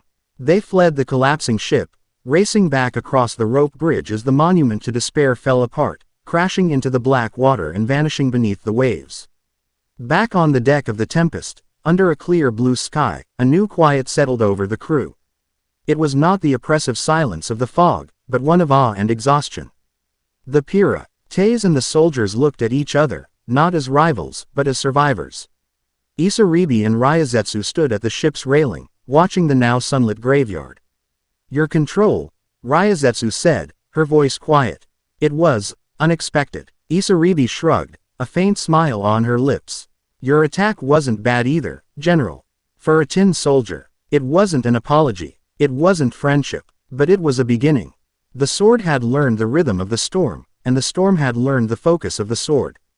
In Kenji's hands, the captured heartseed pulsed with a cold, silent promise of the greater darkness still to come. Chapter 5 End. Chapter 6. The Gilded Cage and the Fractured Council. The return of the Tempest was an event. As the indigo sails appeared on the horizon, a crowd gathered at the main harbor of Genesis. A place of commerce and transport, far more orderly than the chaotic vibrancy of Port Royal. When the ship docked, a palpable sense of confusion rippled through the onlookers. Genera. Ryazetsu's crimson-armored soldiers disembarked first, their movements crisp and disciplined, but they moved with a new sense of awareness, their eyes scanning the sea and sky with a mariner's instinct they hadn't possessed before. Then came Isaribi's pirates, their swagger undiminished, but a strange solemnity now tempered their usual boisterousness. The true source of the crowd's murmur, however, was the sight of Ryazetsu and Isaribi walking down the gangplank side by side. They were not friends. Their body language was too stiff, too wary for that, but they moved with a shared purpose, a synchronized rhythm that spoke of a battle fought and won together. The sword and the storm had not broken each other, they had found a harmony. Behind them, Kenji followed, his pristine jumpsuit now smudged with salt and grime. His expression a mixture of profound exhaustion and intellectual terror. In his hands, he carried a lead-lined, reinforced case. Naruto met them at the end of the pier, his simple presence parting the crowd. He didn't need to ask if they had been successful. He could see it in their eyes. He could feel it in the subtle shift in the world's symphony. The discordant note of the ship's graveyard was gone, replaced by the weary but resolute harmony of the survivors. His gaze fell on the case in Kenji's hands. You found its heart, Naruto stated, his voice low. We found a heart, Isaribi corrected, her tone grim. Something tells me this beast has more than one. We must convene the council immediately, Ryazetsu said, her formality unwavering, but her eyes held a new urgency. Kenji's findings are critical. The nature of the threat is more complex than we anticipated. Naruto nodded, his gaze sweeping over the three of them. He saw the new respect in Ryazetsu's eyes when she glanced at Isaribi. The grudging acknowledgement in Isaribi's posture, the way Kenji no longer looked at his companions as variables but as fellow survivors. His gamble had paid off. For now, the heartseed sat on the obsidian table, pulsing with a slow, sickly black light that seemed to drain the warmth from the council chamber. The lead-lined case lay open beside it, a feeble attempt at containment. Kenji stood before a shimmering holographic display, his face illuminated by the stark, clinical glow of data streams and complex diagrams. The entire council was present, their faces grim. Even Isaribi, now formally offered a seat at the table, had lost her usual nonchalance. The object you see before you is what I have designated a heartseed, Kenji began, his voice steady despite the tremor in his hands. My initial analysis on the Tempest has been confirmed and expanded upon by the Citadel's laboratories. It is not merely a power source. It is, for lack of a better term, a conceptual terraforming engine. He pointed to a complex, rotating molecule of light on the hologram. Our world, this reality, is built on a set of foundational principles. Life, growth, causality, emotion. The heartseed is an anchor for an entirely different set of principles. Or rather, a single, overriding principle, cessation. The end of all things. He swiped his hand, and the display changed to show a simulation of the ship's graveyard. The Siren of Silence was a Stage 1 manifestation. A localized psychic amplifier. Its purpose was not conquest, but cultivation. It drew on the latent despair of the location and amplified it using your own emotional output, creating a feedback loop. It was farming sorrow. Farming it for what? Haruna asked, her face pale. To weaken the veil, Kenji replied, his expression grave. To saturate a location with the conceptual energy of the Ashen One, making it easier for a more significant incursion to occur. The Siren was a beachhead, preparing the ground for a full-scale invasion. This heartseed was the seed from which it grew. A heavy silence fell over the room. The implications were staggering. They hadn't just fought a monster, they had disrupted a harvest. Your team was successful, a cool, clear voice said from the chamber's entrance. Princess Fuka stood there, flanked by two of her silver-armored guards. She had not been summoned, but she had come anyway. Her eyes were fixed on Kenji, then on the data display. Your report was transmitted to Ethelberg the moment you docked, Kenji. Your analysis is flawless. She walked into the chamber, her presence immediately shifting the balance of power. She radiated an aura of vindication. You were successful, she repeated, her gaze now sweeping over the council and landing on Naruto. Through a combination of exceptional luck and the unique psychological profiles of your chosen agents. The Siren was a creature of despair. It was defeated by Queen Isaribi's rage and General Ryazetsu's guilt, two emotional states that were incompatible with its primary weapon. What do you think would have happened, Lord Naruto, if the manifestation had been one that fed on rage? Or on rigid, unbending duty? Her words were like shards of ice. She was dissecting their victory, turning it into a fluke, an anomaly. You sent a sword and a storm to fight a ghost. And you were lucky, Fuka continued, her voice sharp and precise. Luck is not a strategy. Kenji's data proves that this enemy adapts. It learns. It creates weapons perfectly tailored to its targets. The next one will not be so easily countered. My Aegis network is the only logical response. A total environmental shield that would prevent these seeds from ever taking root. A quarantine against the very concept of this enemy. You cannot fight an idea with swords, but you can build a wall so high the idea can never get in. Her argument was powerful, backed by Kenji's terrifying, irrefutable data. Naruto could see the effect it was having on the council. Ryazetsu, ever the pragmatist, was looking at the heartseed with a new calculation in her eyes. A planetary shield was, from a military perspective, the ultimate defense. Amaru was scribbling furiously, utterly absorbed by the scientific horror of a weapon that attacked concepts. Even Koyuki's serene composure was strained. A wall, a cage, Haruna whispered, shaking her head. Fuka, you speak of saving the body by amputating the limb. But what if the disease is in the blood? What if it is in the air we breathe? A cage will not protect us. It will only suffocate us. A sanitized, regulated atmosphere is preferable to one that carries a conceptual plague, Fuka retorted without missing a beat. Your sentiment is a luxury we can no longer afford. The council was fracturing before his eyes. Fuka's logic, powered by fear and data, was proving more persuasive than his ideals. You're wrong, Fuka. Naruto's voice cut through the debate, calm and firm. He stood up, walking to stand beside the pulsating heartseed. He did not look at the data. He looked at the faces of his council. You see their victory as luck. I see it as proof. Proof that our strength isn't in our walls, but in what they fought through. Isaribi didn't defeat the Siren with rage. She defeated it when she learned to control that rage. Ryazetsu didn't win with guilt. She won when she turned that guilt into strength. They faced the darkness you want to hide from, and they grew stronger. They evolved. He turned to face the princess. Your shield wouldn't just keep the Ashen One out. It would lock us in. It would stop our growth.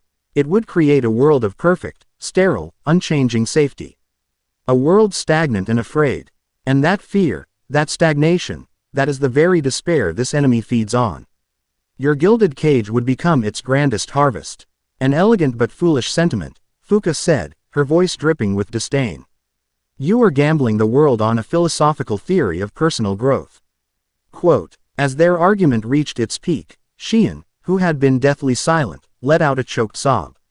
Her silver eyes were wide, staring through the walls of the citadel. It's not in the sea anymore, she gasped, her voice trembling. The whispers, they're not from the fog.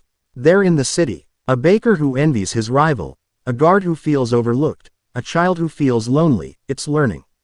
The siren was a shout. This is a whisper. It's not planting a seed in the world anymore. It's planting them in people. A chilling silence descended on the chamber. Fuka's perfect logic, Naruto's impassioned philosophy, both were suddenly rendered moot. The threat had outmaneuvered them both. It wasn't an external invader anymore. It was an internal one.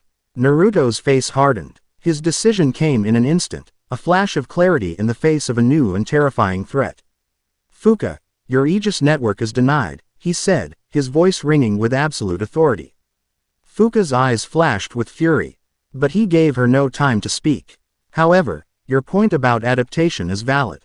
Kenji, you and Princess Fuka will begin work immediately on a global detection system. Not a shield, a tripwire. An early warning network that can detect these resonant signatures the moment they appear, anywhere in the world. I want to see the whispers before they become a shout. He then turned to Haruna and Amaru. The enemy is attacking the spirit. You two will be our shield. I want you to work together. Find ways to strengthen the morale of our people. Organize festivals, public works. Anything that builds community and hope. Find a way to treat this spiritual sickness before it rots us from the inside. Finally, his gaze fell upon Isaribi and Ryazetsu. He saw the fire in their eyes. The shared experience that had forged them into a single weapon. The two of you, your mission isn't over.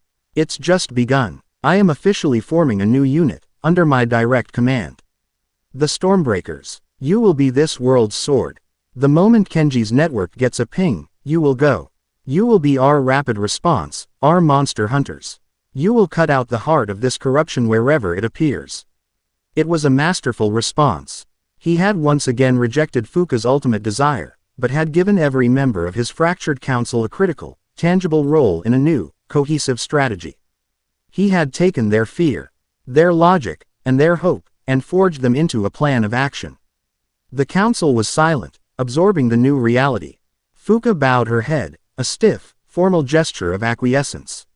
My city will provide the necessary resources, she said, her voice cold as ice. The data we collect will be comprehensive. I will await the inevitable moment it proves my original thesis correct. She turned and swept out of the room, a queen in a self-imposed exile, biding her time. Isaribi caught Ryazetsu's eye across the table. The pirate gave a slow, predatory grin. The general responded with a curt, almost imperceptible nod. Their rivalry was now a partnership, their mission defined. The council members began to disperse, each moving to enact their new, vital tasks. Soon, Naruto was left alone in the chamber with the heartseed. Its cold, black light pulsed in the silence, a constant, mocking reminder of the enemy's patience. He had held his council together, adapted his strategy, and kept his world free. But Xian's vision haunted him. The enemy was no longer at the gates. It was already inside, whispering in the dark. Chapter 6 End. Chapter 7. The City of Whispers and the First Cracks. The new rhythm of Genesis was one of watchful readiness. On the sprawling training grounds, the impossible had happened. Ryazetsu's disciplined scouts and Isaribi's wild pirates were no longer two separate forces. They were a single, terrifying unit. They moved with the pirates, fluid unpredictability, but struck with the soldiers, lethal precision. Isaribi would create a chaotic diversion, a feint of water and misdirection, and through the heart of that chaos, Ryazetsu's soldiers would appear as if from nowhere, their blades finding their marks with silent, ruthless efficiency. They called themselves the Stormbreakers, and they were the sword Naruto had forged, honed to a razor's edge. Across the city, the shield was being built, not of walls, but of hope. Haruna, with Amaru's logistical support, had revitalized the city's public spaces. There were nightly concerts in the Grand Plaza, community feasts in the district parks, and a grand project to weave living, flow ring vines up the sides of the citadel itself. It was a deliberate, defiant act of creation, an effort to make the city's spirit so vibrant and loud that the whispers of despair could find no purchase. And in a sterile, subterranean chamber beneath the citadel, the world's new nervous system was coming online. Kenji, under the remote guidance of Princess Fuka, worked tirelessly, his fingers flying across holographic interfaces. A network of crystalline sensors, seated across the continent, fed a constant stream of data into his diagnostic engine. It was a planetary tripwire, designed to detect the faintest tremor of the Ashen One's void resonance. For 6 weeks, the network was silent. The world was calm. The council began to breathe a collective, cautious sigh of relief. Then, one sun-drenched afternoon, an alarm chimed. It was not the blaring klaxon of a full-scale invasion, but a soft, insistent, clinical tone. On Kenji's grand map of the world, a single red light was blinking. It was not in the desolate wastes, not in the deepest ocean, not in the untamed forests at the edge of the continent. It was in the artisan's quarter, the very heart of Genesis. The emergency council session was tense. The heartseat on the table seemed to pulse in time with the blinking red light on Kenji's holographic display. The signature is faint, Kenji reported, his face grim. It's not a stage 1 manifestation like the siren. The resonance is diffuse. And it's tied, not to a place, but to a person. He tapped the console, and a file appeared on the display, a picture of a woman with D eyes and hands stained with the vibrant colors of her craft. Her name is Kinu. She is a master weaver. According to city records, one of the most celebrated artisans in Genesis. Haruna gasped, her hand flying to her mouth. Kinu. That's impossible. She is the kindest, most gentle soul. Her tapestries are legendary. She weaves with living thread, coaxing the plants to grow into the patterns she desires. Her art is life itself. Her recent work has shown a marked deviation in its emotional resonance, Kenji continued, his tone flat and clinical. 6 weeks ago, observers noted her tapestries, while technically flawless, began to evoke melancholic responses. Last week, a merchant who purchased one of her pieces reported a sudden, inexplicable bout of professional jealousy that ended a decade-long business partnership. The resonance is emanating from her, but it is being amplified and transmitted through her art. She is a vector. A vector must be contained, Ryazetsu said immediately, her voice cold and hard. She stood and pointed at the blinking light on the map. I will take a squad of stormbreakers. We will establish a perimeter around her workshop and place her in immediate quarantine. We will confiscate her works and have them incinerated. Incinerated. Haruna was on her feet, her eyes flashing with a fire no one had seen in her before. You speak of her as if she is a disease. She is a person. Ryazetsu. One of our people. She is a victim, not a weapon. She needs our help, not a prison cell. Her art is a weapon now, Ryazetsu shot back, her gaze unyielding.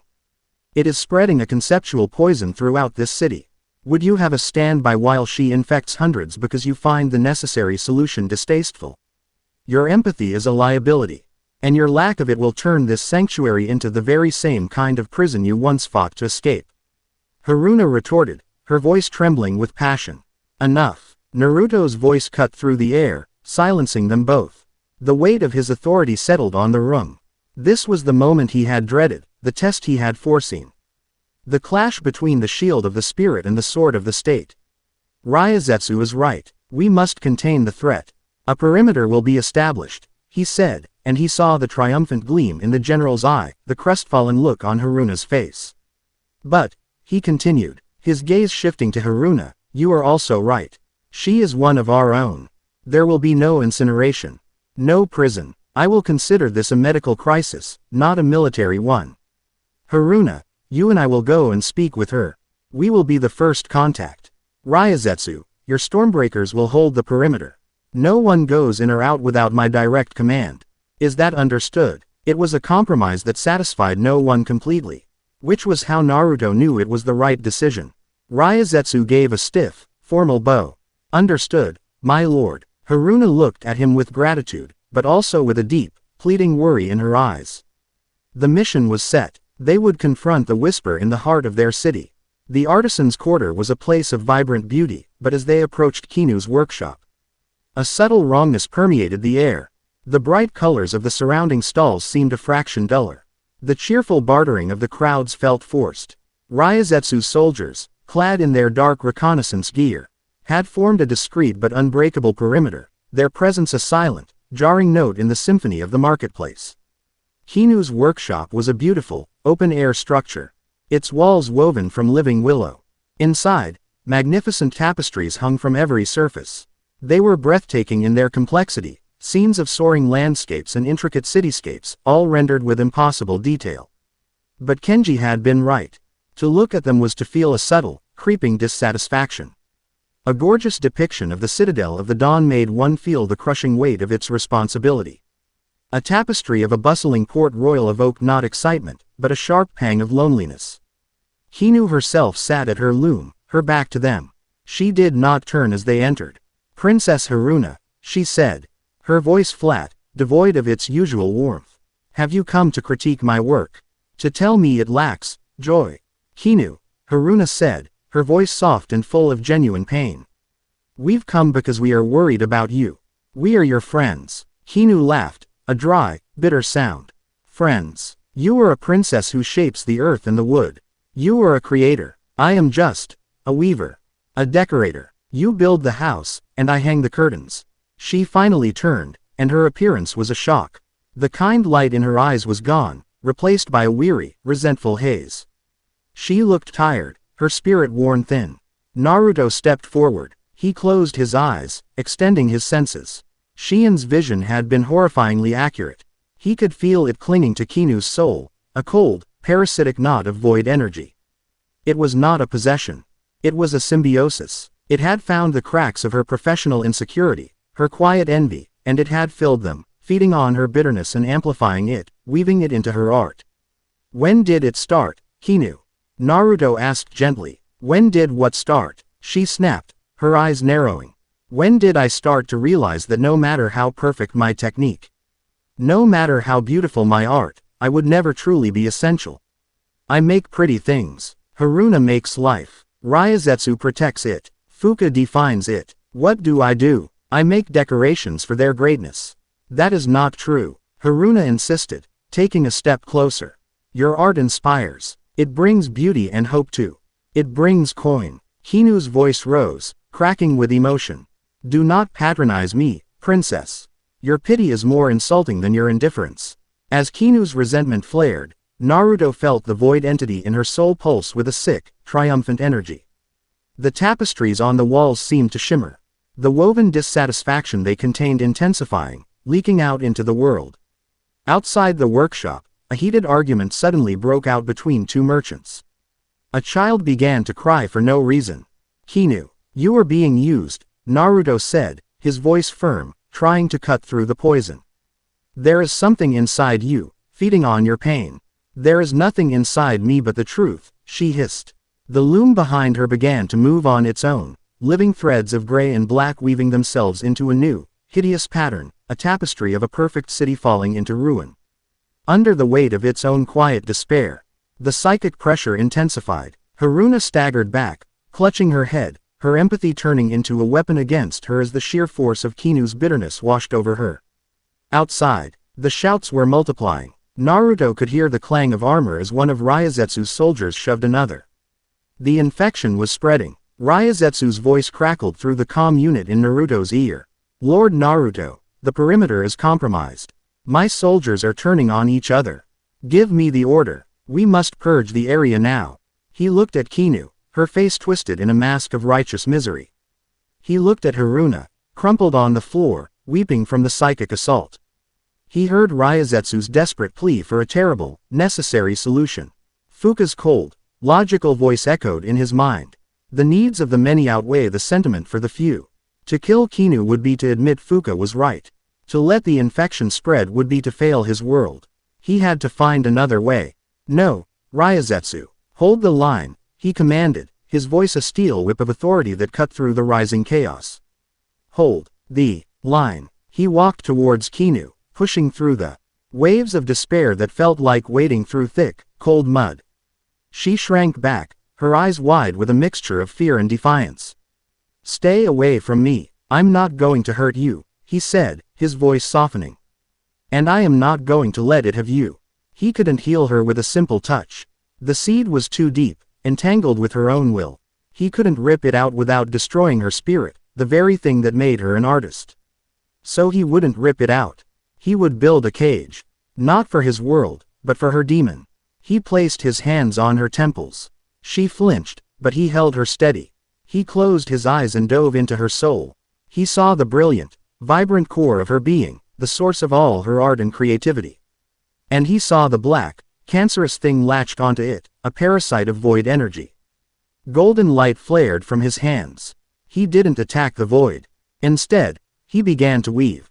With the same foundational power he had used to create the world, he began to spin threads of pure order and life. Crafting a fuinjutsu seal not of ink and paper, but of raw conceptual power. He wove it around the heartseed, a complex, multi-layered cage of light and law. The void parasite fought back, lashing out with tendrils of despair, but Naruto's will was absolute. He found the source of her art, the wellspring of her genius, and he made a terrible choice. He used its own energy, its own power, to fuel the seal. He wove the cage and locked the door, and the key was the very thing the parasite had come to feed on. Her creativity. The process was excruciating, for both of them. Kinu screamed, a sound of profound loss. The tapestries around them turned to gray dust, their stolen power draining away. The psychic pressure over the city vanished as if a switch had been flipped. Naruto pulled back, breathing heavily. Kinu collapsed, not dead, but empty. He had saved her. The heartseed was contained, a silent, inert prisoner within her soul. But the light in her eyes was gone forever. Her hands, once capable of weaving life into art, were now just hands. The artist was gone, and in her place was only a survivor. Haruna looked at Kinu, then at Naruto, her face a mask of horror and disbelief. "What did you do?" she whispered. "I made a choice," he said, the weight of it settling on him like a shroud. "I saved her life, but I couldn't save her soul. The crisis was over. The city was safe. But the cost was a piece of its own beauty, a light deliberately and necessarily extinguished."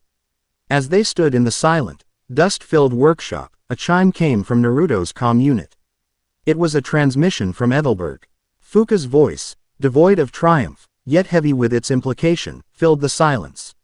"My network has confirmed the cessation of the anomaly. Congratulations, Lord Creator. You have contained your first outbreak. My projections indicate you have the resources to handle perhaps 5 more such incidents before your stormbreakers are spread too thin and your city's morale begins to permanently fracture. I will continue to collect the data. For when you are ready to admit the logic of my solution." The transmission ended. Naruto looked at the broken woman. On the floor and the heartbroken princess at his side. He had won the battle, but for the first time, he felt like he was losing the war. The cracks were showing. Chapter 7 End. Chapter 8. The Ashen Prince and the Broken Sword. The silence in Genesis was worse than the whispers had been. Kinu's workshop in the artisan's quarter stood empty, a monument to a terrible choice. The vibrant tapestries were gone, replaced by a void that seemed to have infected the entire city. The community feasts Haruna organized still happened, but the laughter was strained. The music in the plaza felt hollow. The shield of hope had been breached. Not by an external force, but by a decision made at its very heart. A necessary decision, perhaps, but one that left a scar on the city's soul. The council was a gathering of ghosts. Haruna would not meet Naruto's eyes, her presence a silent, constant judgment. Her empathy, once a source of strength for the council, had become a wall of pained disappointment. Ryazetsu, in stark contrast, was more focused than ever. She saw the Kinu incident as a brutal but unqualified success. The threat was identified, contained, and neutralized. For her, the logic was simple, the outcome clear. It drove a wedge between her and Haruna, 2 pillars of Naruto's world now separated by an impassable ideological chasm. Isaribi watched it all with the wary, pragmatic eye of a survivor. Her loyalty to Naruto unwavering, but a new caution tempering her chaotic energy. She had seen the cost of this war, and she did not like it. Fuka remained in Ethelberg, a silent, watching presence. Her regular data reports to Kenji were sterile, professional, and devoid of any overt gloating. She didn't need to say, "I told you so." The quiet dread seeping into the foundations of Genesis was saying it for her. The Stormbreakers trained with a frantic, desperate intensity, as if trying to outrun the memory of the enemy they couldn't fight with a sword. They were a weapon waiting for a target, a solution looking for a problem they could understand. 1 week after the containment of Kinu, the problem found them. Every sensor in Kenji's subterranean lab screamed at once. The soft Kai-Me of the early warning system was replaced by a deafening, discordant klaxon that echoed through the entire citadel. On the holographic map, a massive, bleeding stain of crimson erupted, a wound torn. Across the entire eastern mountain range, the recreated land of iron. It was not a whisper. It was a roar. Stage 2 manifestation confirmed, Kenji's voice announced over the citadel's internal comms. Strained and laced with scientific terror. The resonance signature is 1,000 times stronger than the siren. It's not localized. It's a territorial conquest. The entire mountain range is being overridden. As he spoke, Xian collapsed in the council chamber, a piercing scream tearing from her throat. Amaru rushed to her side, but Xian's eyes were wide, silver, and blind to the world around her. A throne of ash, she gasped, her body convulsing.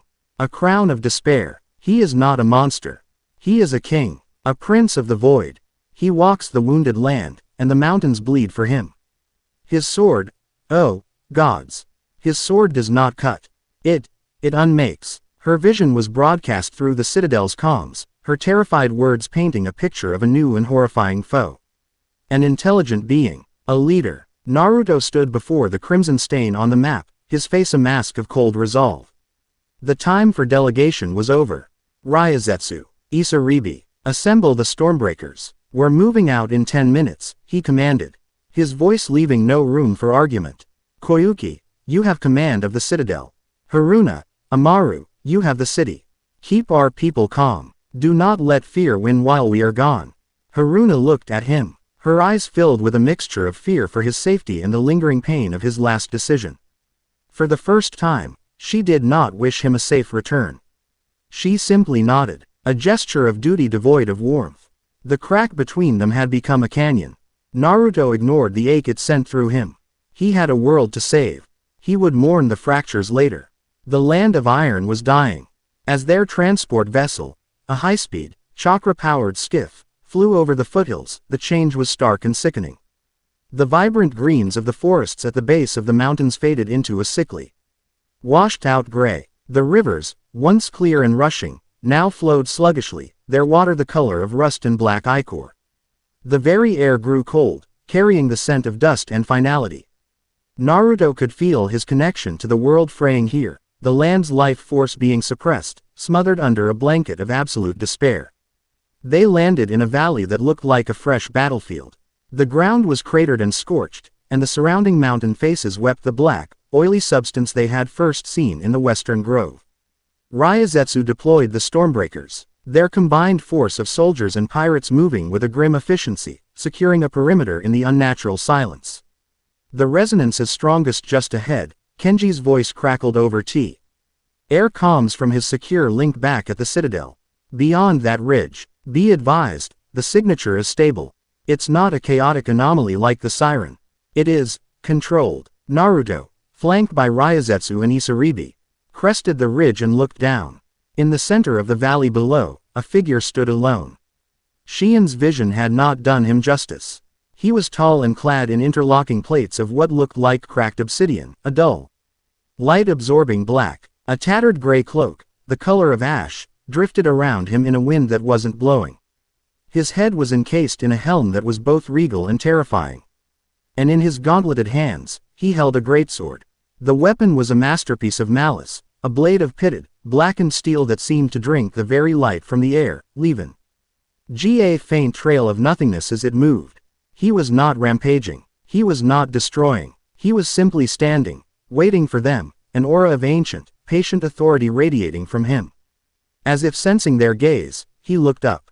The Creator King, a voice echoed, not from the figure, but in all of their minds at once.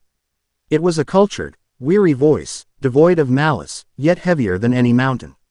I am flattered you have come to greet me yourself. It is a courtesy I was not afforded in the last world I brought to peace. Who are you? Naruto projected back, his own voice a low growl of contained power. I have had many names. The voice replied. The figure began to walk towards them, his pace unhurried, his greatsword resting on his shoulder. Hero. Savior. The last bastion. Now, I am simply the herald. A prince to the one true God. The God of endings. You may call me Kasai. You are a herald of destruction. Ryazetsu's thought cut in, sharp as steel. Perspective is a curious thing, General, Kasai replied. His mental voice tinged with something like pity. You see destruction. I see a mercy. A release from the pointless, painful cycle of struggle and loss. I offer the serene perfection of the void. The final, absolute peace of non-existence. Tell me, Creator, what do you offer? An eternity of struggle, of painful choices and fractured loyalties. A world where you must sacrifice a soul to save a city. I have watched you. Your world is already cracking under the strain. His words struck a nerve, aimed with surgical precision at Naruto's deepest fears. He knew about Kinu. We will fight for our right to exist, to feel, to struggle. Isaribi shot back, her thought a wave of defiance. We'd rather drown in a storm of our own making than be suffocated in your silent void. Kasai stopped at the base of the ridge, looking up at them. A noble sentiment. My own world had them in abundance. They are written on the tombstones of galaxies.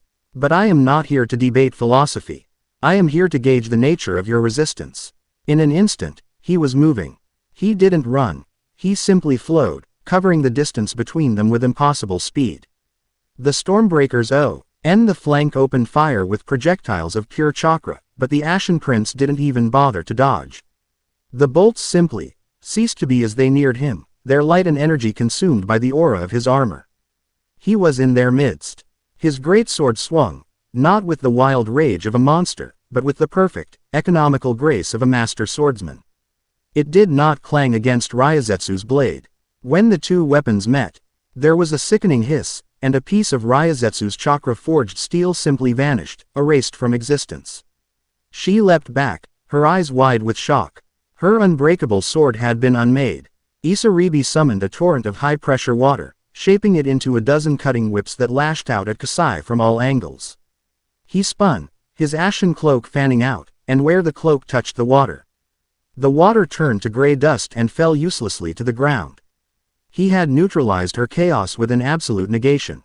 Your techniques are strong, his voice echoed in their minds. They are the hopeful cries of a young world. But my power is the silence that follows. The Stormbreakers attacked as one, a whirlwind of coordinated strikes. It was useless. Kasai was a force of nature. He moved through their attacks like a phantom, his greatsword a blur of negation.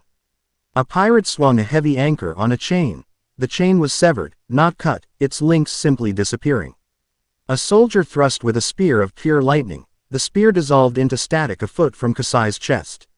He wasn't blocking or parrying. He was simply erasing their efforts from reality. He was a perfect counter to them. A fusion of Ryazetsu's precision and Isaribi's unpredictability, but wielded with the absolute authority of a god. Ryazetsu saw it then. They were not fighting a warrior. They were fighting a concept. A walking, talking embodiment of the end. And you could not kill an idea with a sword. But you could, perhaps, wound its vessel. Isaribi. Now, she screamed aloud, our voice cutting through the mental chatter. It was a pre-arranged signal, a desperate gambit they had trained for but hoped never to use. Isaribi stomped her foot, and the ground beneath Kasai turned to thick, grasping mud. The hidden moisture in the soil answering her call. It was a crude, simple trap, but it was unexpected. For a fraction of a second, the prince's perfect flow was interrupted, his feet caught. It was the only opening they would get. Ryazetsu poured every ounce of her will, her discipline, and her fury into a single, desperate thrust. Her broken sword blazed with a crimson light, a final, defiant scream of existence against the void. She was not aiming to kill. She was aiming to create an opening for Naruto. Kasai turned, his movements still impossibly fast despite the mud. He did not meet her charge with the flat of his blade. He met it with the tip. It was a move of sublime, contemptuous skill. His greatsword slid past her attack and pierced her side. There was no blood, Where the sword entered, Ryazetsu's armor, her body, her very being seemed to crumble into gray ash. The crimson light of her own energy was consumed, drawn into the blade like water into sand. The strength fled her limbs, the fire in her eyes guttering. She collapsed, her own sword clattering to the ground, no longer glowing. The unbreakable sword of Genesis was broken. A wave of pure, incandescent rage erupted from Naruto. The ground shook, the gray sky cracked, revealing the pure, brilliant blue of his world above. Golden energy, raw and untamed, exploded from him, a miniature sun in the desolate valley. So, Kasai's voice echoed, tinged with something that sounded, for the first time, like interest. The sleeping god awakens. Naruto was a blur of golden light, his fist connecting with Kasai's helm. The force of the blow was apocalyptic. The ground for a mile in every direction shattered, and the Ashen Prince was blasted backward, tumbling through the air. But he landed on his feet, his obsidian armor cracked, his greatsword still firmly in his grip. He looked at Naruto, at the raw, world-shaping power now being wielded as a simple, brutal weapon. And he smiled. A crack appeared in his helm, and a single, ancient, weary eye looked out at Naruto. Yes, his voice whispered in Naruto's mind. This is it. This is the power that must be silenced. He raised his hand, not in attack, but in a gesture of farewell. The test is complete. My master will be pleased with the data.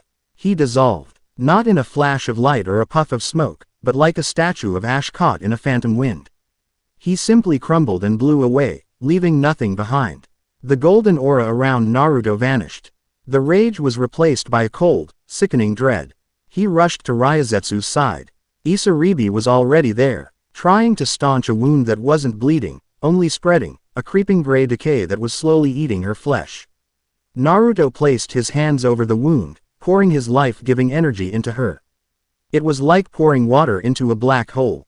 The golden light vanished into the gray decay, having no effect. The wound was not a wound.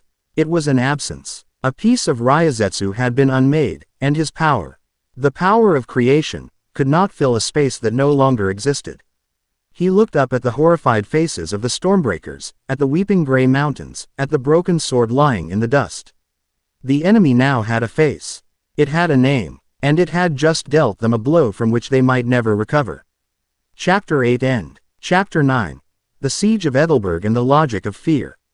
The skiff returned to Genesis under a shroud of grim silence. There was no victory, only the chilling reality of their defeat. Ryazetsu lay on a medical cot, not dead, but not truly alive. Amaru's finest healers could do nothing.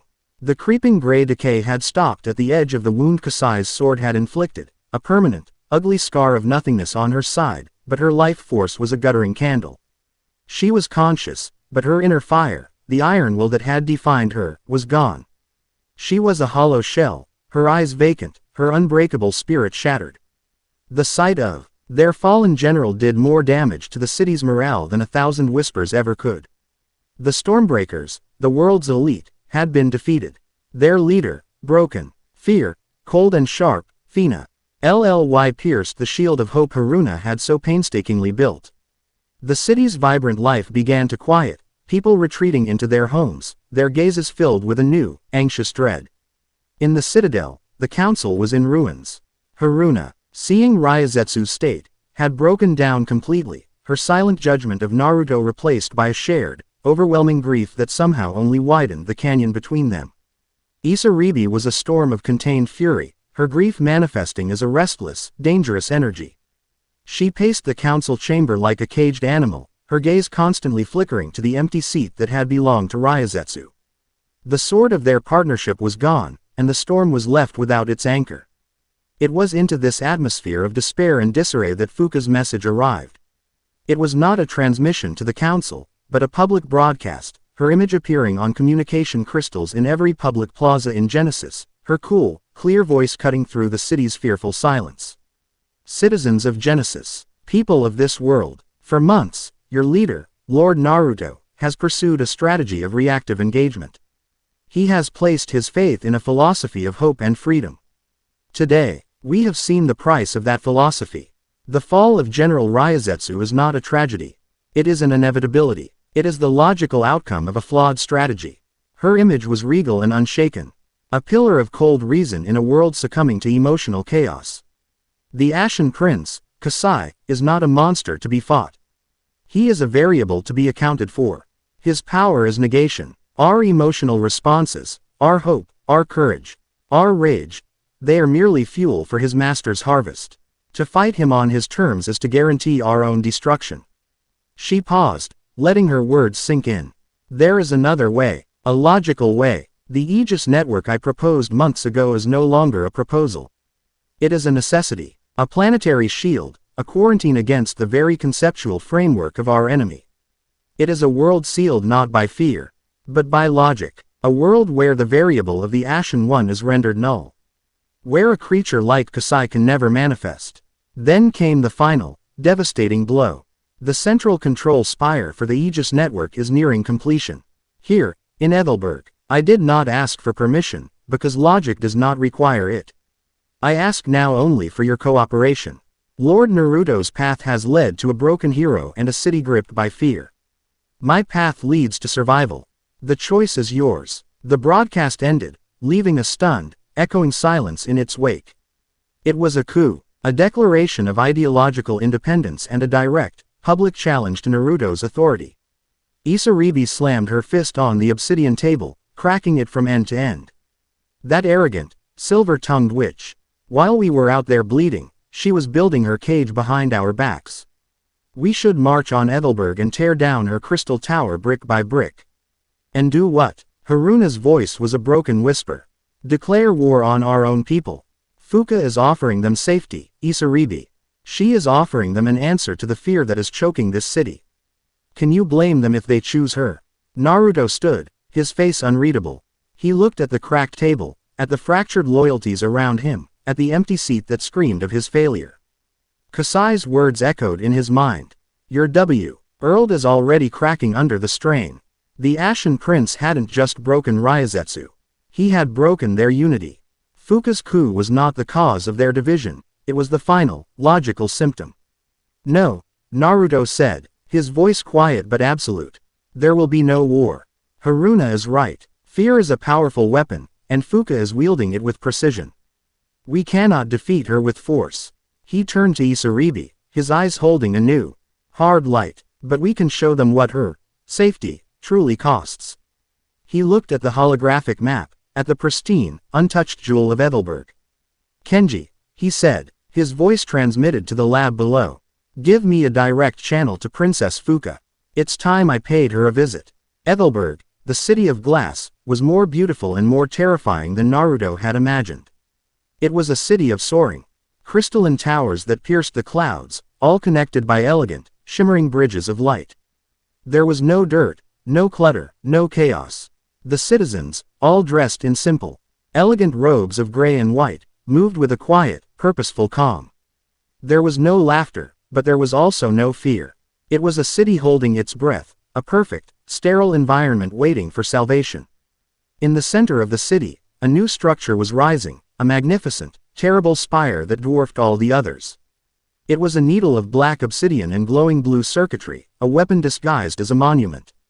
The Aegis Spire. Naruto landed his skiff alone on the central platform, before the grand entrance to Fuka's citadel. He had come without the Stormbreakers, without his council. This was not a battle of armies, but of wills. Fuka was waiting for him, flanked by her silver-armored guards. She looked serene, confident, her victory all but assured.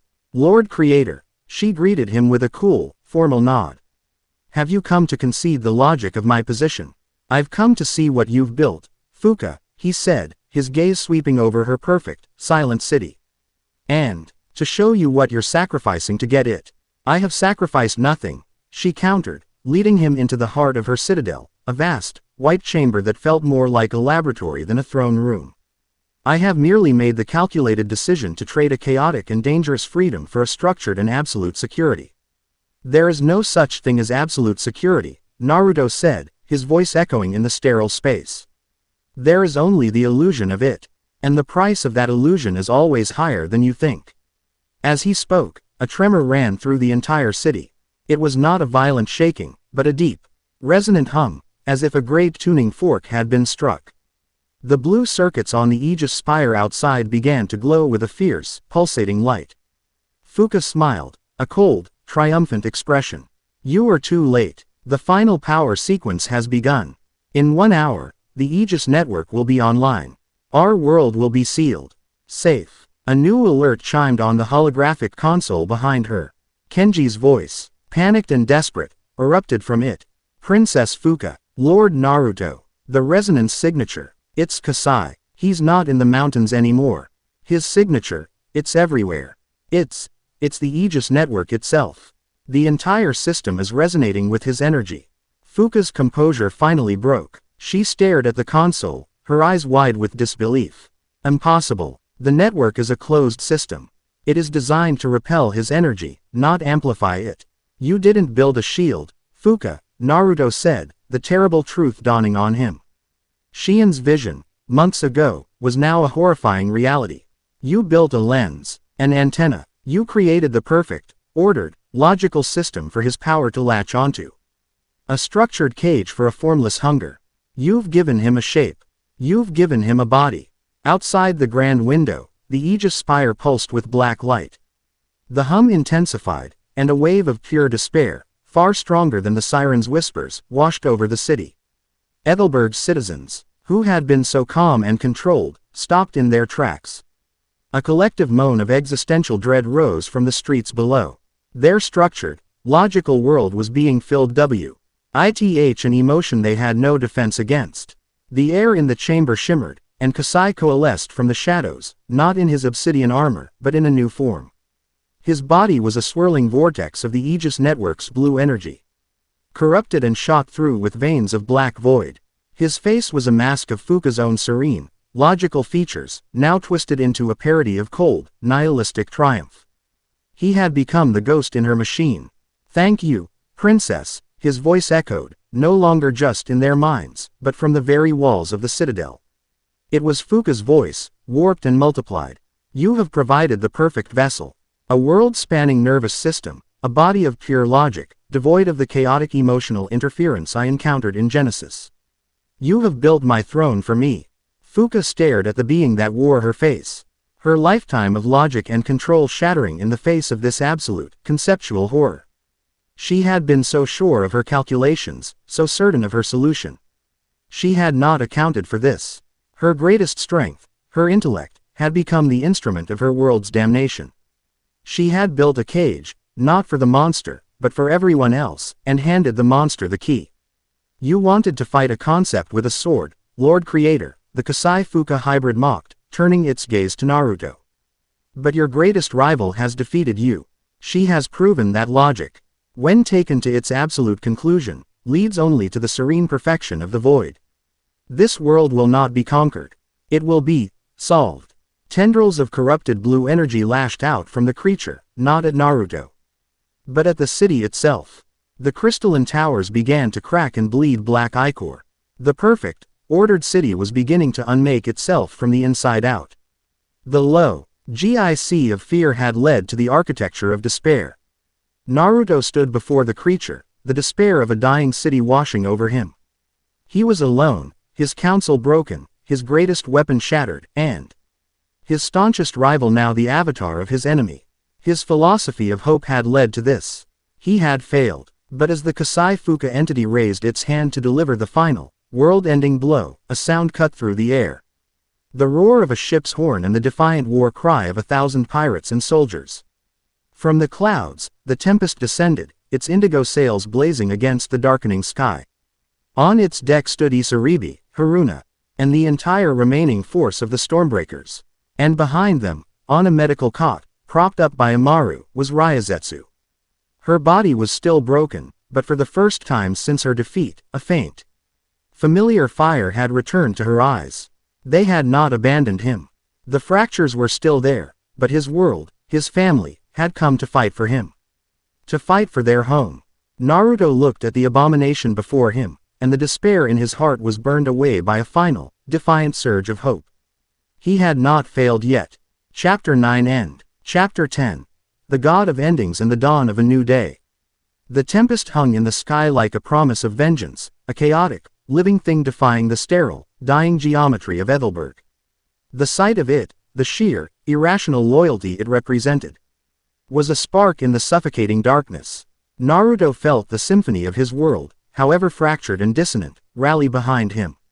He felt Isaribi's untamed fury, Haruna's wounded but resilient heart, the dogged determination of the Stormbreakers, and most surprising of all, a faint, sharp note of iron from the broken form of Ryazetsu. They were not whole, they were not perfect, but they were here. The Kasai Fuka entity turned its gaze from Naruto to the ship, a flicker of annoyance crossing its stolen features. Hope, it hissed, its voice a chorus of corrupted logic. An illogical, statistically insignificant variable, it will be corrected. It raised a hand, and the Aegis Spire, its new body, responded. A lance of pure, black void energy shot from its tip, not a beam of light, but a sliver of absolute nothingness that tore through the sky, aimed at the heart of the tempest. But Isaribi was ready. She stood at the prow of her ship, her hands plunged into a massive barrel of ocean water they had brought with them. She drew upon every drop of moisture in the air, every molecule of vapor between the clouds, and met the lance of nothing with a shield of impossible density. It was not mere water. It was the concept of the ocean, a barrier of crushing pressure and relentless life. The void lance hit the shield and sizzled, its negating power struggling against the raw, chaotic force of the sea. The shield held, but barely, cracks of nothingness spreading across its surface like ice. Haruna, now, Isaribi roared, the strain evident on her face. On the main deck, Haruna stood before a simple pot of earth, her hands plunged into the soil. Her eyes were closed, tears streaming down her face, but she was no longer weeping in despair. She was weeping for the wounded world, and her grief had become her strength. She was not just a princess who grew plants, she was a conduit for the lifeblood of Shinsekai.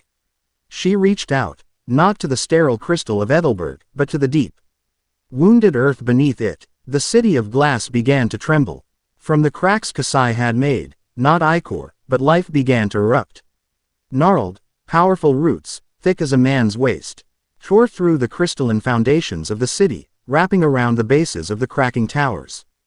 Great, thorny vines, alive with a fierce, defiant energy, snaked their way up the Aegis Spire.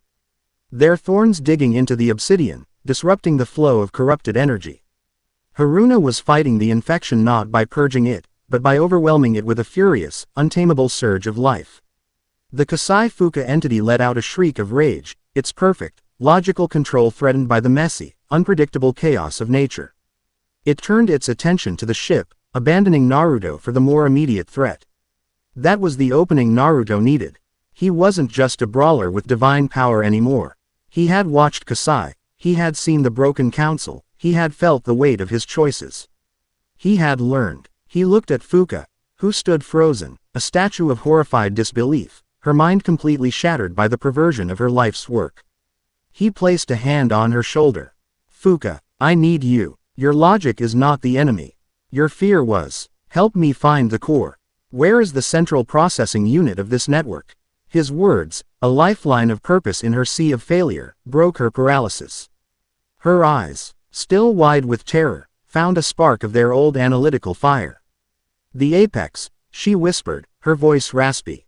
In the spire, a crystalline matrix. It regulates the entire network. It is the system's heart. Then it's the heart we need to rip out, Naruto said. He looked up at the spire, now entangled in Haruna's furious vines. He gathered his power, not into a raging sun, but into a focused, controlled point of light. He was about to launch himself when a hand gripped his arm. He turned. It was Ryazetsu, standing, leaning heavily on her lieutenant, Hana. The gray wound in her side was still there. A horrifying void, but the emptiness in her eyes was gone. It had been replaced by a familiar, burning intensity. You cannot unmake a concept, Naruto, she said, her voice a harsh rasp. But clear and sharp. Kasai's sword taught me that. But you can give a concept a body, and a body can be broken. She looked at her own broken sword, which Hana was holding. His mistake was taking a form. Becoming a single target. My mistake was thinking my sword was my strength. It wasn't. My will is. She took her broken sword from Hana. I cannot fight him, but I can give you the opening you need. She looked at Isaribi, battling to hold back the void, at Haruna, pouring her life into the earth. The storm holds the shield. The earth breaks the foundation. The sword will clear the path. Before Naruto could protest, she took a deep breath. A faint, crimson light began to glow, not from her broken sword, but from her. From her heart, she was pouring the last dregs of her life force, her unbending will, into one final, desperate act. The crimson light shot from her chest and formed into the shape of a perfect, spectral spear. For Genesis, she cried, her voice ringing with its old, iron authority. She hurled the spear of her own will, not at Kasai, but at the sky above the spire.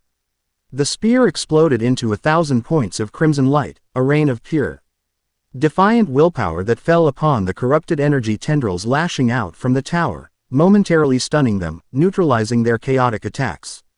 It was a perfect, sublime act of strategic sacrifice. It bought him seconds. Naruto didn't waste them. He shot towards the apex of the spire like a golden comet. He phased through Haruna's vines and the obsidian shell of the tower, entering the core.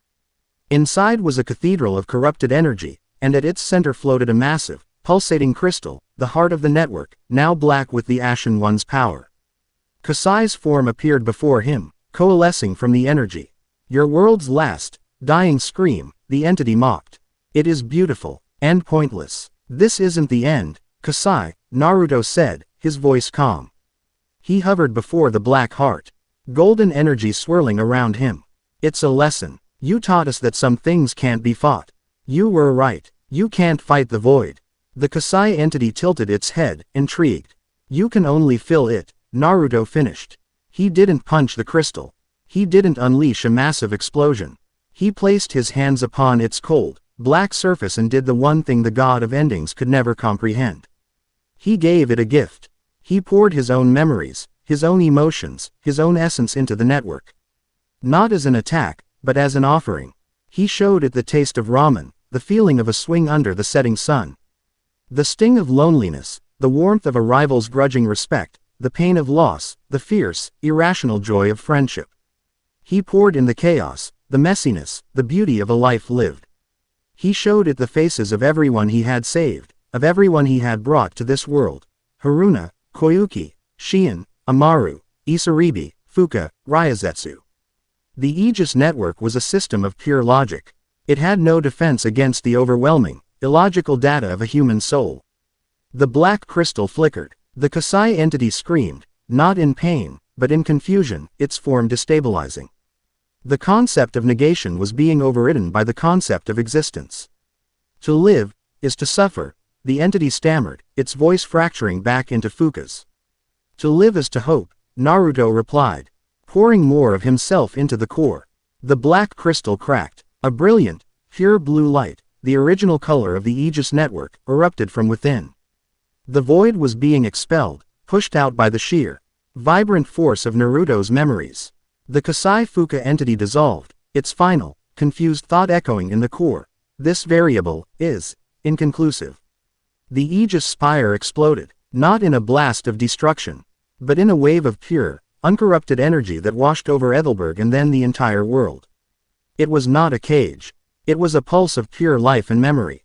Haruna's vines bloomed with impossible, luminous flowers. Isaribi's shield of water turned into a shower of cleansing rain.